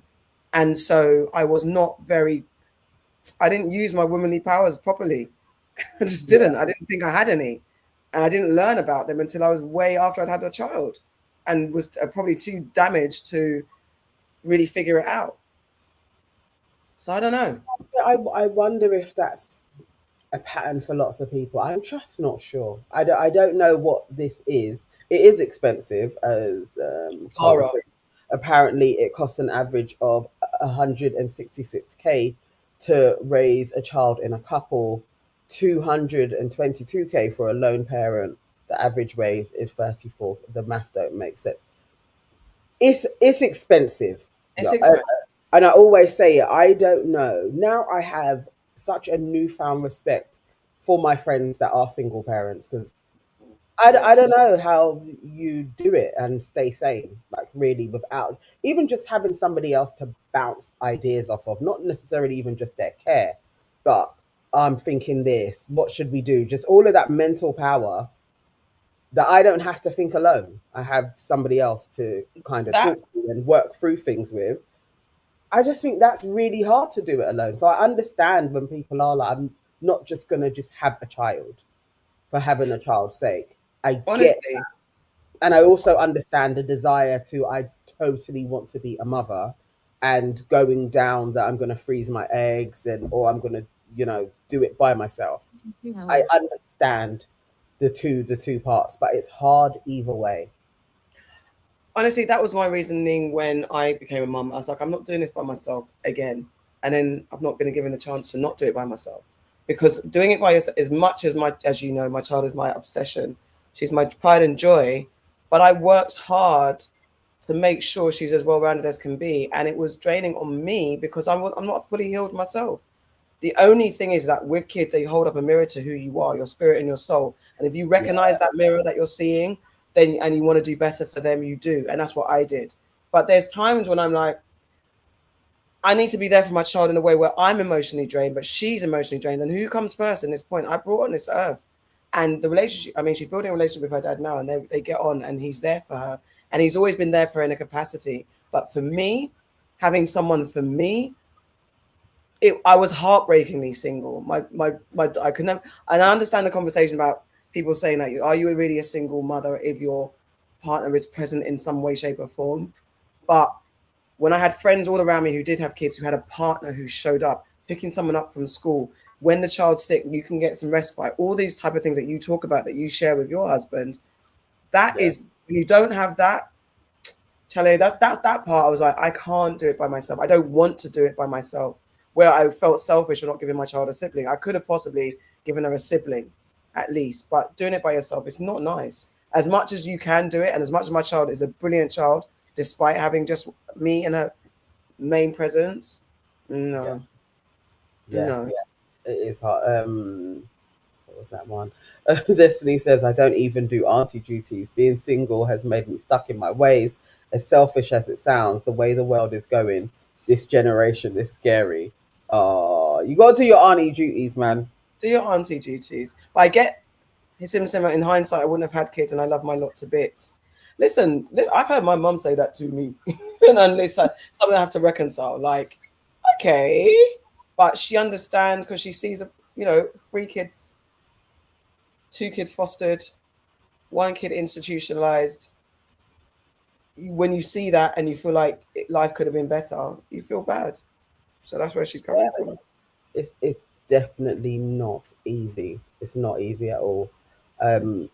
Whose stories was I? I was watching somebody and they were going through their egg collection. Oh, I need to go back because I actually wanted them to come onto the show to talk about just the experience in her 30s. Oh, but Charlotte from Love is Blind. Yeah, she's going through that experience. And I was like, this is interesting because I keep on seeing the advert pops up for me a lot. And it's like, I'm sure there are probably so many people in their 30s doing this. But also, if you're, freezing your eggs, what about the man? Like, are you going to go sperm donor route? Like, I really wanted to know what's the whole long plan of freezing your eggs that women are entering into? Are you still waiting for a man? Because that man still may not show up. Honestly. What's the thing? Sonia Barley says you can still be a single mom even whilst married. It's so complicated, man. And I've heard that as well. I've definitely heard that. I definitely had a friend who was like within the relationship. That's why I never envied anyone's situation. She's like, I'm doing this all by myself. What are you fucking doing? Yeah. It's hard. No worries, Mercy. Having 3 kids, isn't it? It's like some families you'll go into and the woman's doing absolutely everything for everybody. So you may as well have just had more kids. You are like literally a single parent. Like it's wild. But then again, so back to the birth rate declining, and it's not just in the black space. White women are also, because also there's the issue with men, and I guess it is the issue with men. Yeah, where are you guys? Come hither and speak for your fellow man. And China, what I forgot. So women in China are being called and asked about their periods because of the falling birth rate. In response to declining birth rates, Chinese government workers are contacting women across the country to inquire about family planning, sparking criticism on social media for being invasive. Many women expressed discomfort, with one saying the calls are more about control than concern. The government aims to gather demographic data to inform policies addressing the country's fertility crisis, because China had the one child rule. So now China. I don't know. What this is. No, this is how things could go. Because one minute you're saying there's too many of you guys. Now it's, oh no, we're going to need more. Well, they took it too far because they're overpopulating, and then they realize they've done it for too long. Sim Simmons says there's the 5B movement. Please, what is that? What is that? I've never heard of this. What's the 5B? But Yvonne, what's the 5B movement? And then Yvonne, yes, didn't they raise the amount of children they can have? They've raised it to 2, but you've also brainwashed a generation of people into having 1. You can't, and this is the thing, governments, you can't play with human beings. We will follow lead and then become, that's our nature. How many years was it? Let me do some Googling. How many did they have that 1 child rule for? And people were getting rid of kids. Oh. How long did China have the 1 child rule? I've got to come out and come back in. Okay, let's go. They're going to find out how long has China have the 1 child rule. China's 1 child policy was in effect for 35 years, from 1980 until it was officially phased out in 2015. They've got to undo whatever they were brainwashed to do. So yeah, it's going to take a minute for them to now, oh, what, I can have 2. So now they've adjusted to life. They've got whatever, as those of you who don't have children, or those of you who have just a 1 child, or are feeling a bit selfish about life, and selfish meaning that you're self-caring, you're not going to want to introduce 2. That's hard work. Like, you know, no. Glenn Elms, 43, male, no kids, did not really put myself out there. When I do, they don't see a spark. Let's unpack that. What do you mean you didn't put yourself out there? As in you just weren't, like, in quotes, a typical guy just out there sowing oats. You just didn't want to. And then when you do, they don't see a spark. Is it you don't see a spark, or they don't see a spark? Do you struggle to find the right woman, or is it you just can't find the right woman for you? Because this is a safe, well, it's kind of a safe space. Because like I said, I had insecurities. Even though I'm fine, I didn't recognize my fineness until probably my late 30s. It took me a long time to be in love with this. So I didn't really know how to step into my beauty. So I wasn't very secure. So I didn't really put myself out there either. So explain, Gillian Elms, what was, as a man, what didn't you do, or what do you do, all that type of stuff. What's the 4B movement? Now you're saying 5B, now it's 4B. What is that? So Nana, the 1 child policy was in effect for 35 years. I'll put it in the chat. Oh wow! So that's a lot of unpacking to do. That's a lot of undoing to do. Yeah, that's a lot. Also, people in rural areas never followed 1 child rule though, so kids went undocumented, easy for kidnapping. See,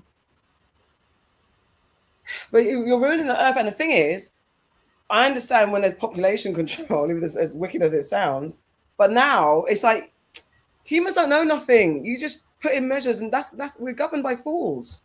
We're governed by fools. No one has the foresight or the foresight to know what to do. Yeah, and are you making it easy? Then, like, even in China, though, are they making it easy for people to be like, okay, we're going to have more children? Well, this is the thing. All you got more children, you've got to make it really easy, and even here as well. And exactly that. Not easzy. Exactly that. China. Exactly. Boys were prized over girls as well for some reason. Yeah. I mean, we know that a lot of cultures favor the man over the girl, but yet the woman brings life. But here we go. It's the most redundant thing ever. I never understand how that happens. Like, why would you think, oh my God, we're going to have a whole overpopulation of boys and we're going to keep on being able to keep on going? Like, it's just very stupid. Oh, yes, I saw that. Okay, the 4B movement is a feminist initiative that originated in South Korea.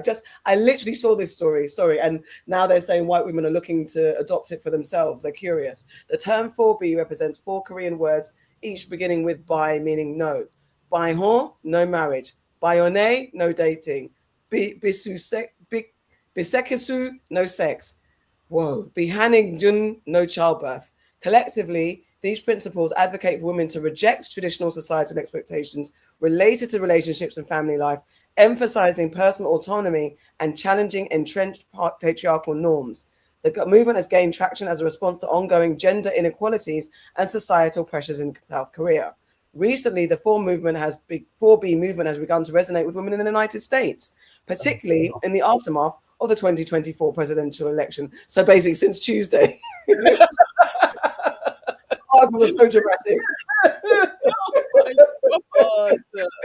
Oh So my since God. Wednesday, So basically the female yeah, equivalent of incel behavior. yes. Well, maybe not so much because incels aren't trying not to have sex. This is the term, the subculture Oh term yes. Oh my gosh, you've learned.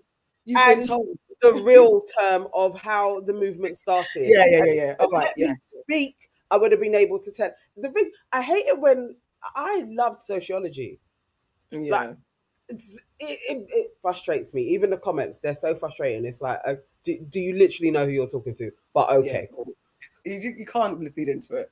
I know, but it is this. It is that movement that Yeah. because they're not. It's not going to stay 4B like in this way. Like literally, No. it will then turn into another subsect of feminism that will just cuss off men. Like the incel movement then turns into a Yeah. subculture that just cusses off women, and it's a problem. We need each other.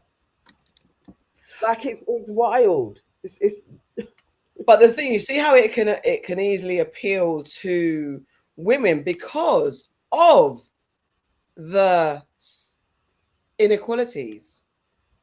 Well, it's the is it not like the same thing of people not finding a mate and or the man that may be coming after them isn't respectful of them. It's like it's there's a gap in I wanted this person and they don't seem to be there. Now I hate everybody.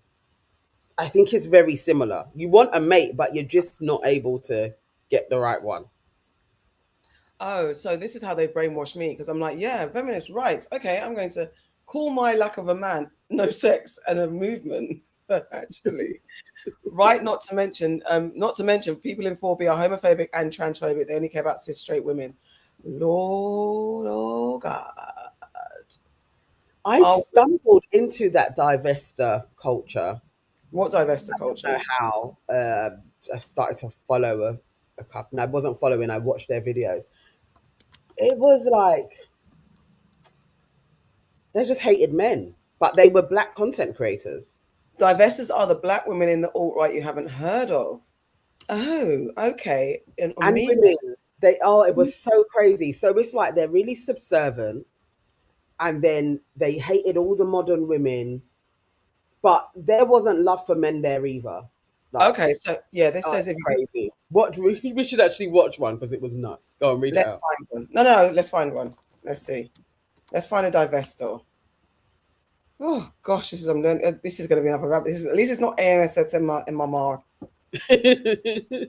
No, the divestors were nuts because how they were talking about men and the men that they were after, I was like, that's not really how men are either. It was just weird, but they hated women. All right, let's go. Let's have a look at this. Jesus crumbs. Okay, divestor babble. Have we got? Okay. Great, reaching 6,000 subscribers, I bring to you more Divester Babble. Before we get started, shout out to everyone who supported my channel and sends. Okay.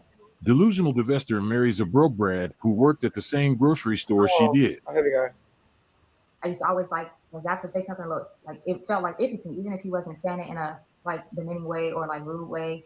We'll speak about like, oh, we have a lot of those conversations where we talk about everybody deserves this, everybody deserves that. Mm-hmm. And I'm like, well, what are you trying to say right now? Because like, you know, Black people, we haven't had this, but those people have it. Like I had a lot of times where I would like jump on his back because I felt like he was like attacking me. And that wasn't the case, obviously. But like me just being the person that I am and where like I grew up in this world, like, you know, as a Black woman. So like I get defensive a lot about a lot of things that comes down when it comes down to my culture and my people. And so I'm very strong, like strong-headed with that. And like, that's something I had to learn to like stop doing.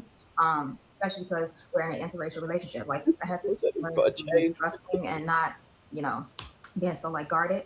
And I feel like, what the heck? Yeah, these are guarded and stuff. So I would say that for someone who wants to be in an interracial relationship, just understanding that you are dating somebody outside of what you look like, and for that they have different experiences, because that's just the type of world that you live in. But when you guys understand that you guys are equal to each other, you can have more trusting moments. I'd say everything. Yeah, ditto. Everything you just said for sure. You might have to have a little thicker Find skin. another one, 'cause I don't understand. Let's find another one. Depending on where you are. Some I don't know who these people Ronald are. said, "Can you Brits understand her?" Just about. Just about.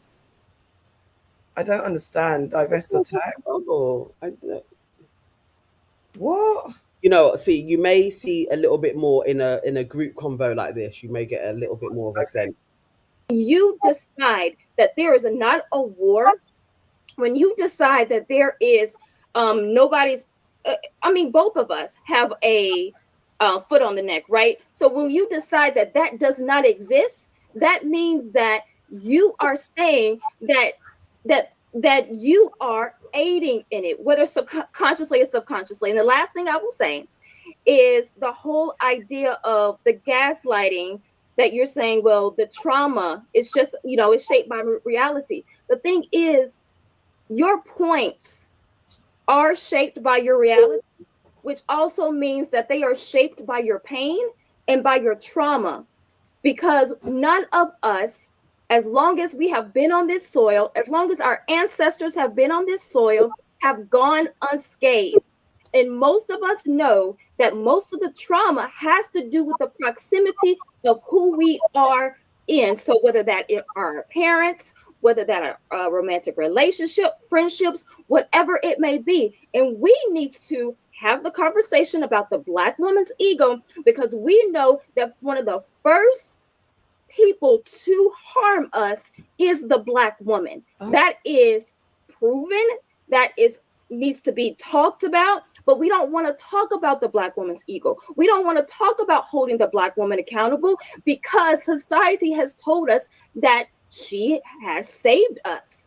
You don't talk about Black mothers. You don't talk about Black women, because they are the ones who stayed there. But while they were staying there, they were also traumatizing the people that they were, quote unquote, saving. So we have to understand that if we're going to really have this conversation, okay, if you want to say we cannot have the conversation about Black women without having the conversation about Black men, that's fine. But let's make sure that we are actually having the conversation about Black women, and then we can have the conversation, because I do believe that women are supposed to be counseling women and men are supposed to be counseling men. And then we come together and understand how to fix this thing. But if you don't want to fix this thing, if you don't want to be in this community, then why are you here? Wow, hold on. Woo! I'm also don't.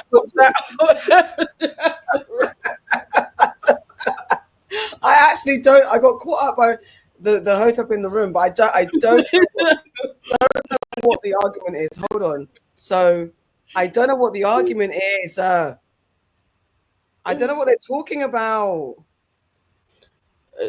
Angel, I agree with what somebody said earlier, and that you just couldn't compete with how many men have been radicalized in the gaming, streaming, and talking heads content. Oh, I don't understand. Not everyone should have a mic, but everyone's saying she's spitting. The comments were going wild.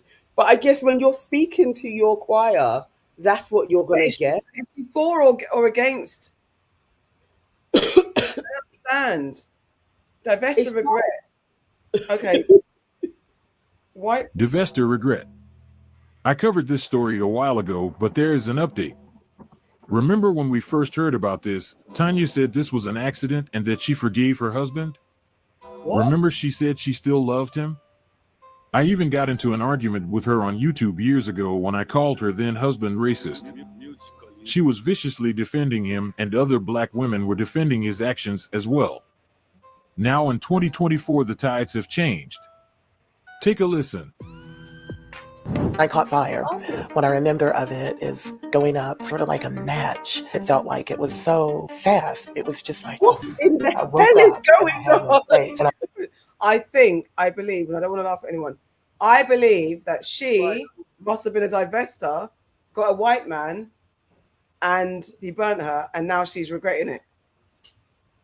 Do you want to continue watching this, or should we move on? No. Stephen said next topic. I'm telling you, there's some wild shit on the internet. They're all crazy. That was, it started off as news and now it's like, what the? All right, something a little bit lighter. 2 Australian stories. Australia is banning social media for under 16s. Australia is planning to introduce a ban on social media for children under 16 with legislation to be proposed next week. Prime Minister, oh no, I've got a clip. I think I've got a clip. So yeah, what do you guys think about that? This is Australia's somebody, and he's saying that they're banning social media for under 16s. Gosh, and now I'm going to have to learn about divestors. Harm to our kids, and I'm calling time on it. I've spoken to thousands of parents, grandparents, aunties and uncles. They, like me, are worried sick about the safety of our kids online. And I want Australian parents and families to know that the government has your back. I want parents to be able to say, sorry, mate, it's against the law for me to get you to do this.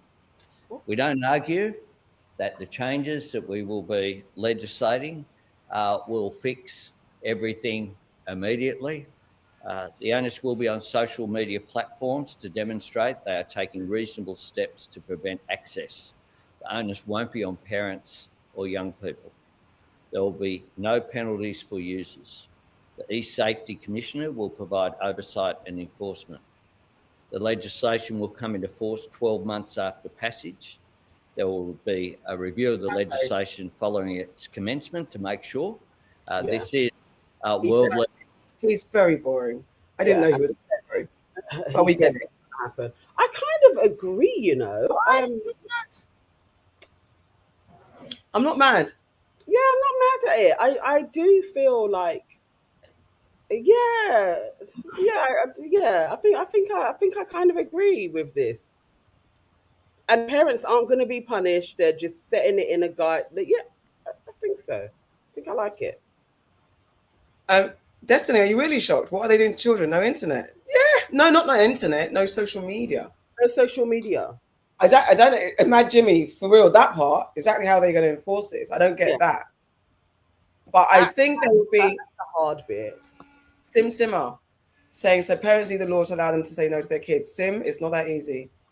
We'd like it to be that simple. And yes, in theory, you can say no, because this is the part of enforcing it. Because to be fair, okay, little Anita, you can't do your internet social media stuff. But when Anita goes to school, she's going to see. I don't know how it works. I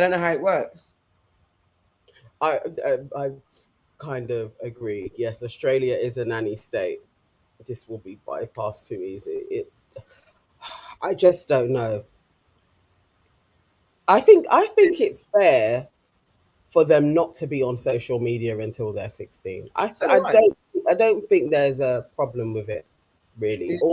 Or you set it within your house, but I think there are too many people who just have their children online making social content, and their brains aren't formed fully yet, and they don't know, and they're not watching what they're talking about, what's going on. So maybe you have to put it into I don't know, people that want to be governed. There you go. It's too much. I understand who said it. The horse has bolted. I get that, but something needs to be done because it is wild, and the kids are showing effects from it. It's not even like we don't see, and it's been a rapid show of effect. It's not been long. Maybe it has, because my daughter's 24. So in that 24-year span, the way that social media has taken kids over, and it has caused an effect, genuine. Brain rot is real, Pop-Tart. You're right. Brain rot is real. Social rot, physical rot, and brain rot.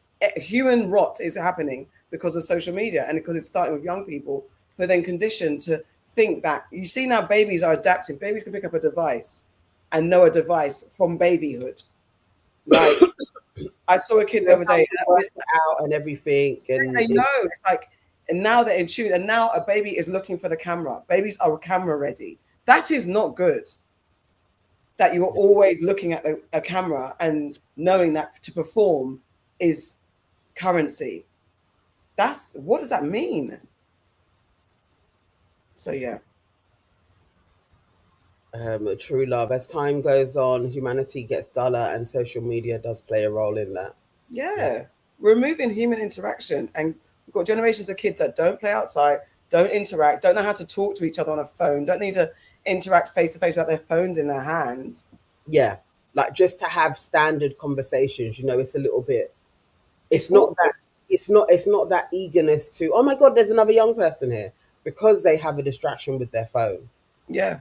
It's definitely a problem, and just trying to fill in their day. And obviously it's not cheap. It's like we have the boys in so many different activities, and it is so that they're not idle, because there's always that I'm bored. No, you've got to go to this club and that club. It's like you're trying to fill out their time. Kids don't play out anymore. Listen, Mad Jimmy, I know this is the digital age, but the digital age, party. Yay! Thank you, true love. True love has become a member. That's very beautiful of you. Thank you. Appreciate you so much. Thanks you. Thank you. Let me go back to Mad Jimmy. Oh, sorry, I put it up again because I'm so pleased. Mad Jimmy, it is the digital age, but with this digital age, we're calling it what it is, but it doesn't mean to say it's this is having actual effects. Like we're seeing it. So it can be the digital age, but we can also look at how to work with it. We don't have to let it run us. I know that they say in the Industrial Revolution, it changed. People were scared of like the machines coming to take our jobs and all that type of stuff. But actually removing the ability to communicate with someone that's like you, but you can only communicate them through a device. We're not built like that. We're not robots. We're turning our human selves into robots. Is that okay? I'm not sure. Ronald, we're also all adults. And this is the thing. So adults watching something is very different to kids, young minds being focused on a screen continuously, having arguments, being bullied virtually and never escaping from things. It's like it's very different. We can close our laptops and go about our business. Like it's different.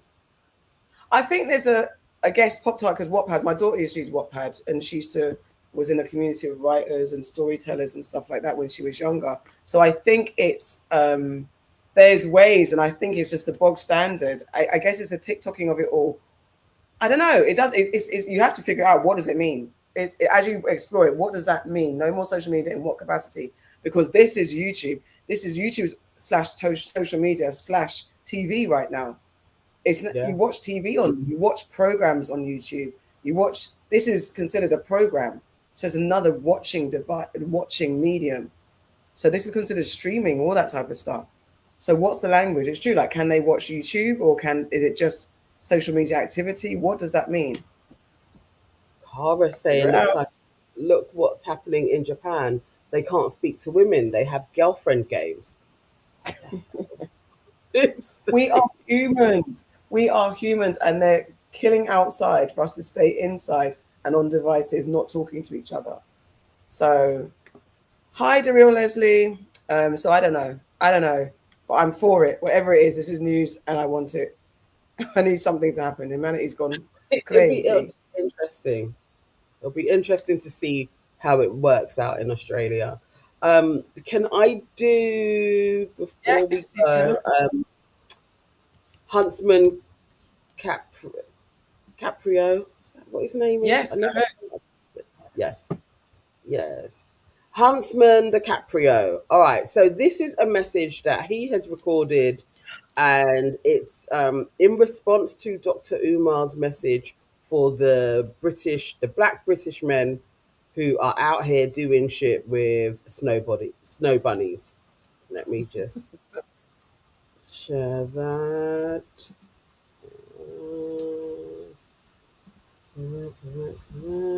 What's Hikimari? What's Hikimari? A form of severe social withdrawal called hikikomori has been frequently described in Japan and is characterized by adolescents and young adults who become recluses in their parents' homes, unable to go to work or go to school for months and years. Yeah. Yes, I've actually heard of it. And then they have a high rate of suicide as well. The aim of this study was to review the evidence for hikikomori as a new psychiatric disorder. Okay. You see, there's something happening. There's something happening. All right, hang on. Somebody please tell Dr. No, Umar what Johnson I do?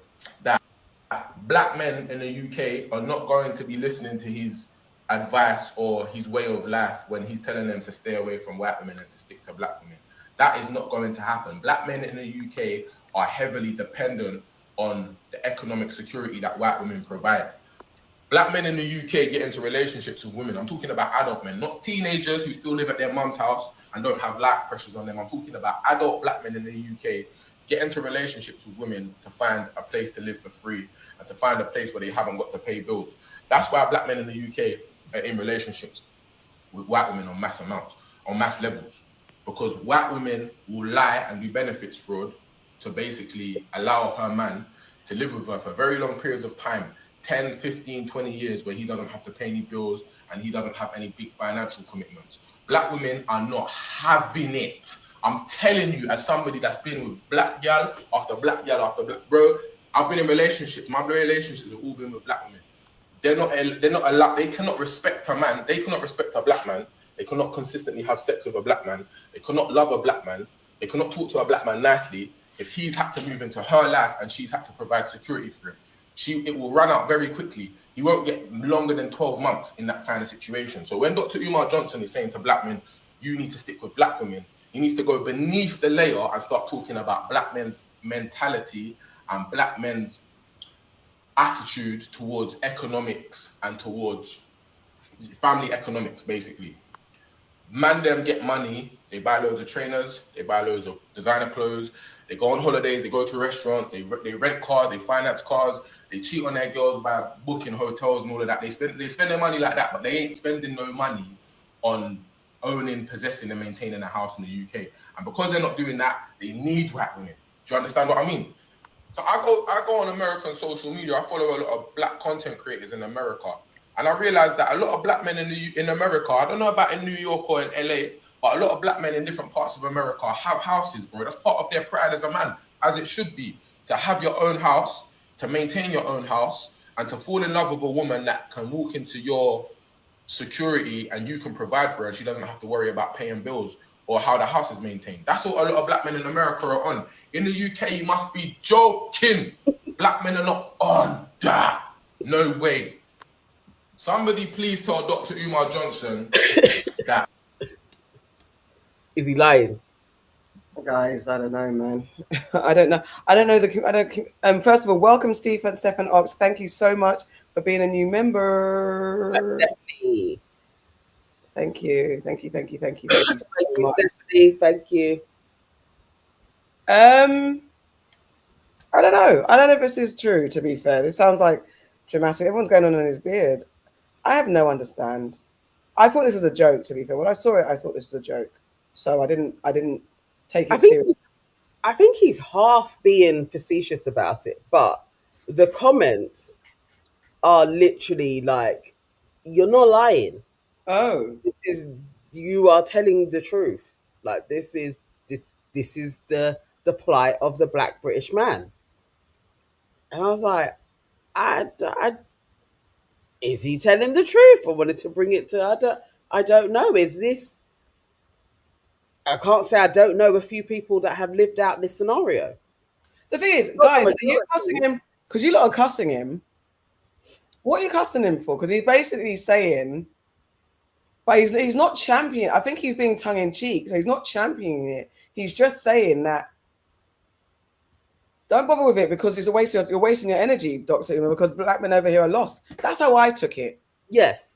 I don't take it as him advocating for them. I see him as him cussing them and shaming them, if it's true. I think that's the question, isn't it, Cara? It's like, so rather than leveling up and become self-sufficient, you're choosing to go with a white woman to finance their lives. Yeah. I have seen this happen. It's not like a majority thing, but I do think there is a level of this is real. Cara. Yes, I went to the point where there was a black woman no older than 38 with her mixed boyfriend. He was asking permission to invest in his friend's investment scheme. She transferred the money. It's real. It happens out here. I do think there is a culture of I don't know this homosexuality in this country where the woman's gonna get the flat and the guy will move in. Like there isn't a shame in that. I think it's a problem. No, because I think Sonia, he's trying to prove that, and I don't want to be defending him, but I just took this as him. I took this as a PSA, but not in black men's favor. He's dissing black men, whether it's right or wrong, and I took him to say he's trying to clarify. I date black women. He's trying to, maybe he's lying, but his point of saying, and I dated many black women, he's just saying that we won't fall for the hokey doke. White women will, and he's doing it for. It's just I don't know.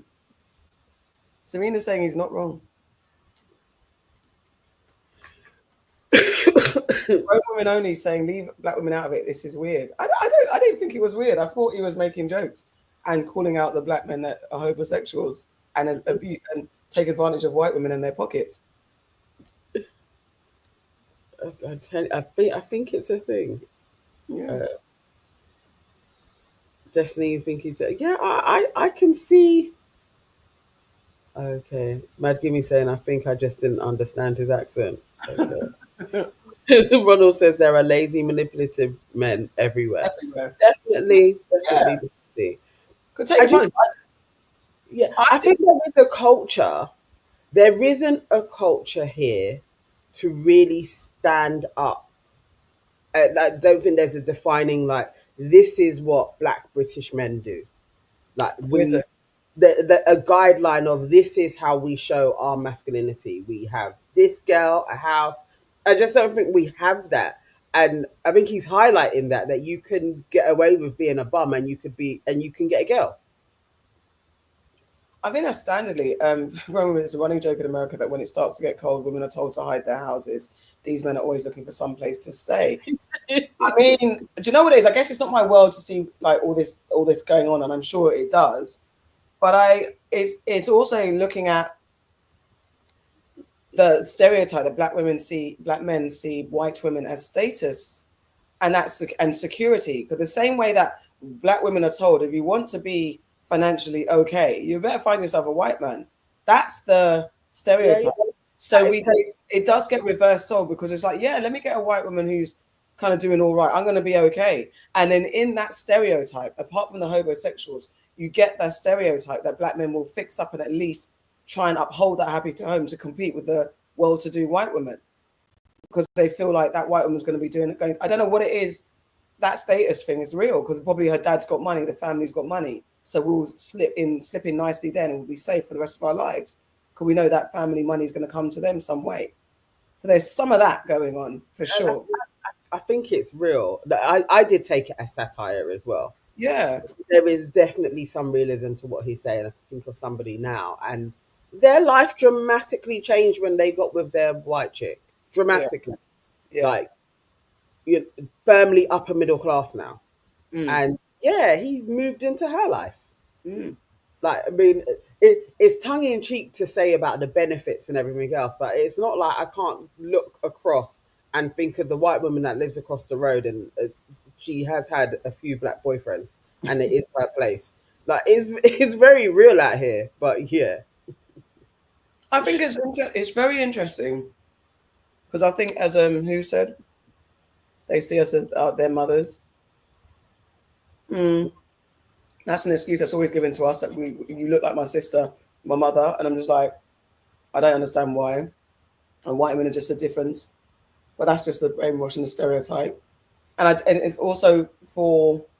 I used to always have this wondering about how white women see black men. And I said, and I think because white people have felt the stereotype about black people as well.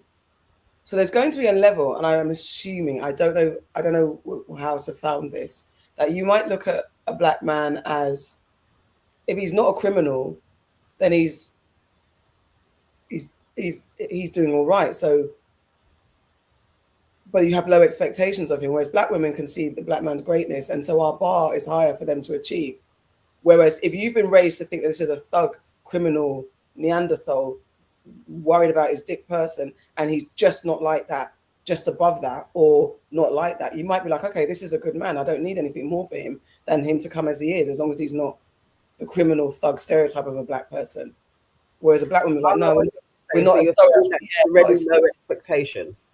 Yeah, so their expectation of greatness from a black man is lower than what a black woman would see, because we see more, because we already see ourselves through a different lens than white people see us. But I don't know if that's the reverse for black men, for white men. I don't think white men, the stereotype is, I don't think white men look at black women as low bar people. I'm not sure. I wonder. That's a conversation to explore. Okay, cool. I'm gonna think on that. Destiny Love. I'll do Ronald's one. I have 5 nephews married to white women, and it's not about status. They are just married couples.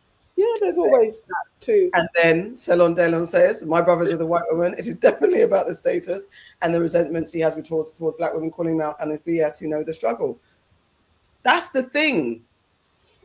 There's definitely, we definitely see ourselves differently than other cultures. And that's not to say other cultures see us all as a lower thing, but when you're fed the brainwash that black people are inferior and not as competent, and the world shows you that, you've got to do a lot of unpacking to look at every black individual as not beneath you. And I'm not saying that white people do or anyone else does, but it's something to climb out of. That's it. You know what? It's very interesting. Yeah. That is interesting. I can see it actually play out. I think that's you know, it'd be hard to have this truly with an interracial couple, because the guards are going to go up really in but I would love to have a real honest conversation with what, even the preconceived, even, you know, you live with somebody, you get to know them, you're going to see the realistic, but just the preconceived ideas going into the relationship. And even somebody just being honest with, like, yeah, I was able to get away with a lot less, or the expectations of me were less. I would love to know if that's a thing. Because I would think that that's always been my thing from young, because we're just not going to let you get away with undermining because we're raised to see a black man as king. In the black community, the black man is king, head of the family, your power, the king. We're kings and queens. If you know, just in general, we believe into that. So to see a man act less kingly, we're not going to accept it. We're not happy with that. Disappointed. Simsima says maybe white women think they are more protected by black men against white men and black women, maybe. I mean, I think there's that, because I think, again, if you not buy into, let me not say that, but yeah, I think even black women, a black man protecting them, you would feel protected. Yeah. You would. Because there's a masculinity that comes with a black man, so there's that. And then black men feel, when a black woman is strong too, and black men have grown up in a world where a woman's supposed to be dainty, almost faint at the sight of anything, and that's how white women are portrayed, as very delicate people, and then that feeds into their masculinity. Then black women are not. We're always called masculine. Yeah. So, I mean, I'm not going to define what's less kingly behavior. Obviously, if you're a king and you're a good man, you're not going to be beating, cheating, criminalizing, are you? You're going to be doing the best. You're going to be, even if you're, and this be very stereotypical, you're going to be a bin man. You're going to be the best bin man you could ever be. If you're going to be a bus driver, a judge, a lawyer, whatever, you're just going to be the best version of a man that you can be. And that is what is kingly behavior. Less kingly is anything that denigrates yourself as a black man. Yeah. Looking after your family. I think that's the thing, that, you know, like it's probably like the stereotypes, and I don't know if maybe it's because I'm close to black men, but I feel like in other cultures there is a real stereotype. There's an archetype of their men. And I feel like the archetype, especially, and it doesn't correlate everywhere, but with Black British men, I think the archetype is very flaky. It's not set in stone. So if they are a little bit more, if they're a bit more African, they can fit into that archetype. And the same with Caribbean men that were born on an island and come here. There's a clear archetype that they follow through. But the ones that the British borns it's a dodgy. They don't seem to have a fixed. Like, I'm going to be the man. I'm going to get married. It's not fixed. It's very flaky. Because we haven't shaped that, and the black British man stereotype has been he's with a white woman, so there's nothing to tell. Do you get what I'm saying? Because even for a while before our culture travelled to wider, grime and top boy, there was a stereotype that if you come to the UK, it's okay. Like, literally, UK is interracial city. Over here, and because we can identify with our home countries, you're either African or Caribbean, and you carry those moralistics and those behaviors. But if you're saying you're British Black, there is no British Black culture as what a woman is like and what a man is like. There isn't. It's culturally defined. I think there is, but it's not being defined. shaped. Yes, it's being shaped, and the shaping of it isn't very positive at this moment in time. No, it's not. And it's also we're being shaped by influence. And I think who said it? Is that what our culture promotes? So the British Black culture is a hybrid of a bunch of everything, and American culture as well. We've picked and we're an amalgamation of our traditions from back home that we can touch and feel. Then we have the American culture that Black American culture, because British Black culture wasn't dominant. So we've got all these things shaped by our music and our entertainment culture, and we're trying to figure it out. See, Destiny Love says, I date Nigerian men when I can. I gave up on Black British long time ago. Too much. What do you bring to the table talk? It's like internet fodder, innit? Yeah. It's interesting because I don't give up. I mean, if I date, I'm not, in quotes, fussy when it comes to the heritage. I don't think. It's not necessarily been a thing. I wouldn't say, I'm going to rule out a Nigerian, I'm going to rule out, because I've literally generally dated quite British Black men, but who are proud of where they're from, but they're British Black men. So it's not been a thing. Maybe they haven't brought it to the table for me, but it's not been a thing. Well, this is my culture, so you've got to follow into that. So I don't know. For some, go on. Glenheim says, for some, it's the case of not getting the Black woman, man, extraordinary you want, so you compromise ordinary when it comes to white men, women. Possibly. I mean, but then white women are seen as extraordinary, though. Even if they're mediocrity, they're still seen as extraordinary more than a nagging, angry Black woman. So that's kind of like the prize. Yeah, you see it too often. It's very interesting. This is an interesting one. What did somebody say? Made you think? What was happening? Oh yeah, she said, have you seen the post that made you think about Black women having kids older? And I guess it's got probably a lot of misogyny and madness. Let's find it. Let's find it. And guys, we're going to go soon, so don't you try it. Mate, this is the thing. This is, how I've managed to set it now? Because last week it really worked that the episode this week, Your Aunties Could Never podcast episode, came after us at 11. This is the time. It will now be premiered at 11, so we have to come off alive so that everybody can move from the live and watch this week's episode, which is very, very good. It's a good episode. I can't find which post is it? I don't know which post it is. So there's loads of posts. So I don't know which one it is. Oh, here we go. I just found it. Let's see. I think it's this one. Is it this one? Let me show. Elsie said time constraints is nonsense. Look at you. Is it this one? So she's saying they've made that decision, and I think that is such a beautiful, clear space to be. I'm not in that space, and I'm constantly toing and froing between the options that I have as a single woman when it comes to, do I have a child, or do I decide that actually the best thing to do is not have a child?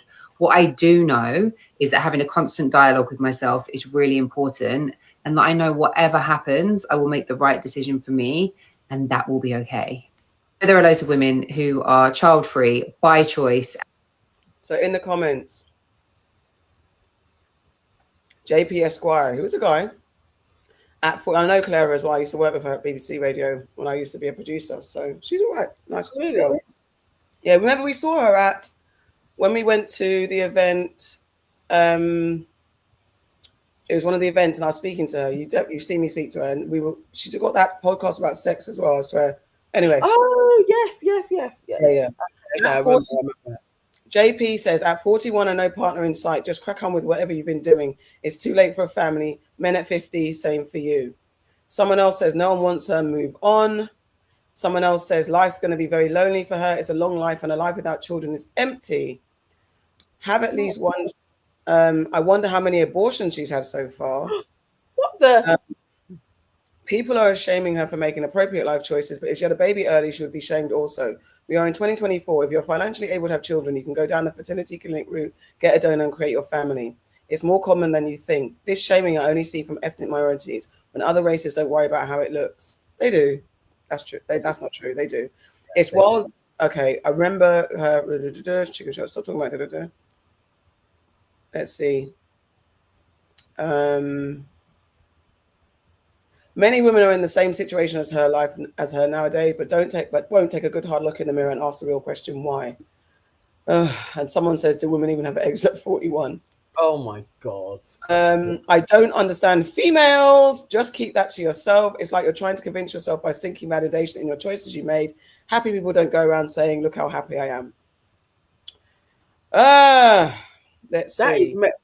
I actually thought Made You Think's comment section was getting better, but I haven't been on there but those comments are wild. And even Ronald asking why she's sharing this is because this is so many women's experience, and because of comments like this, they don't share it.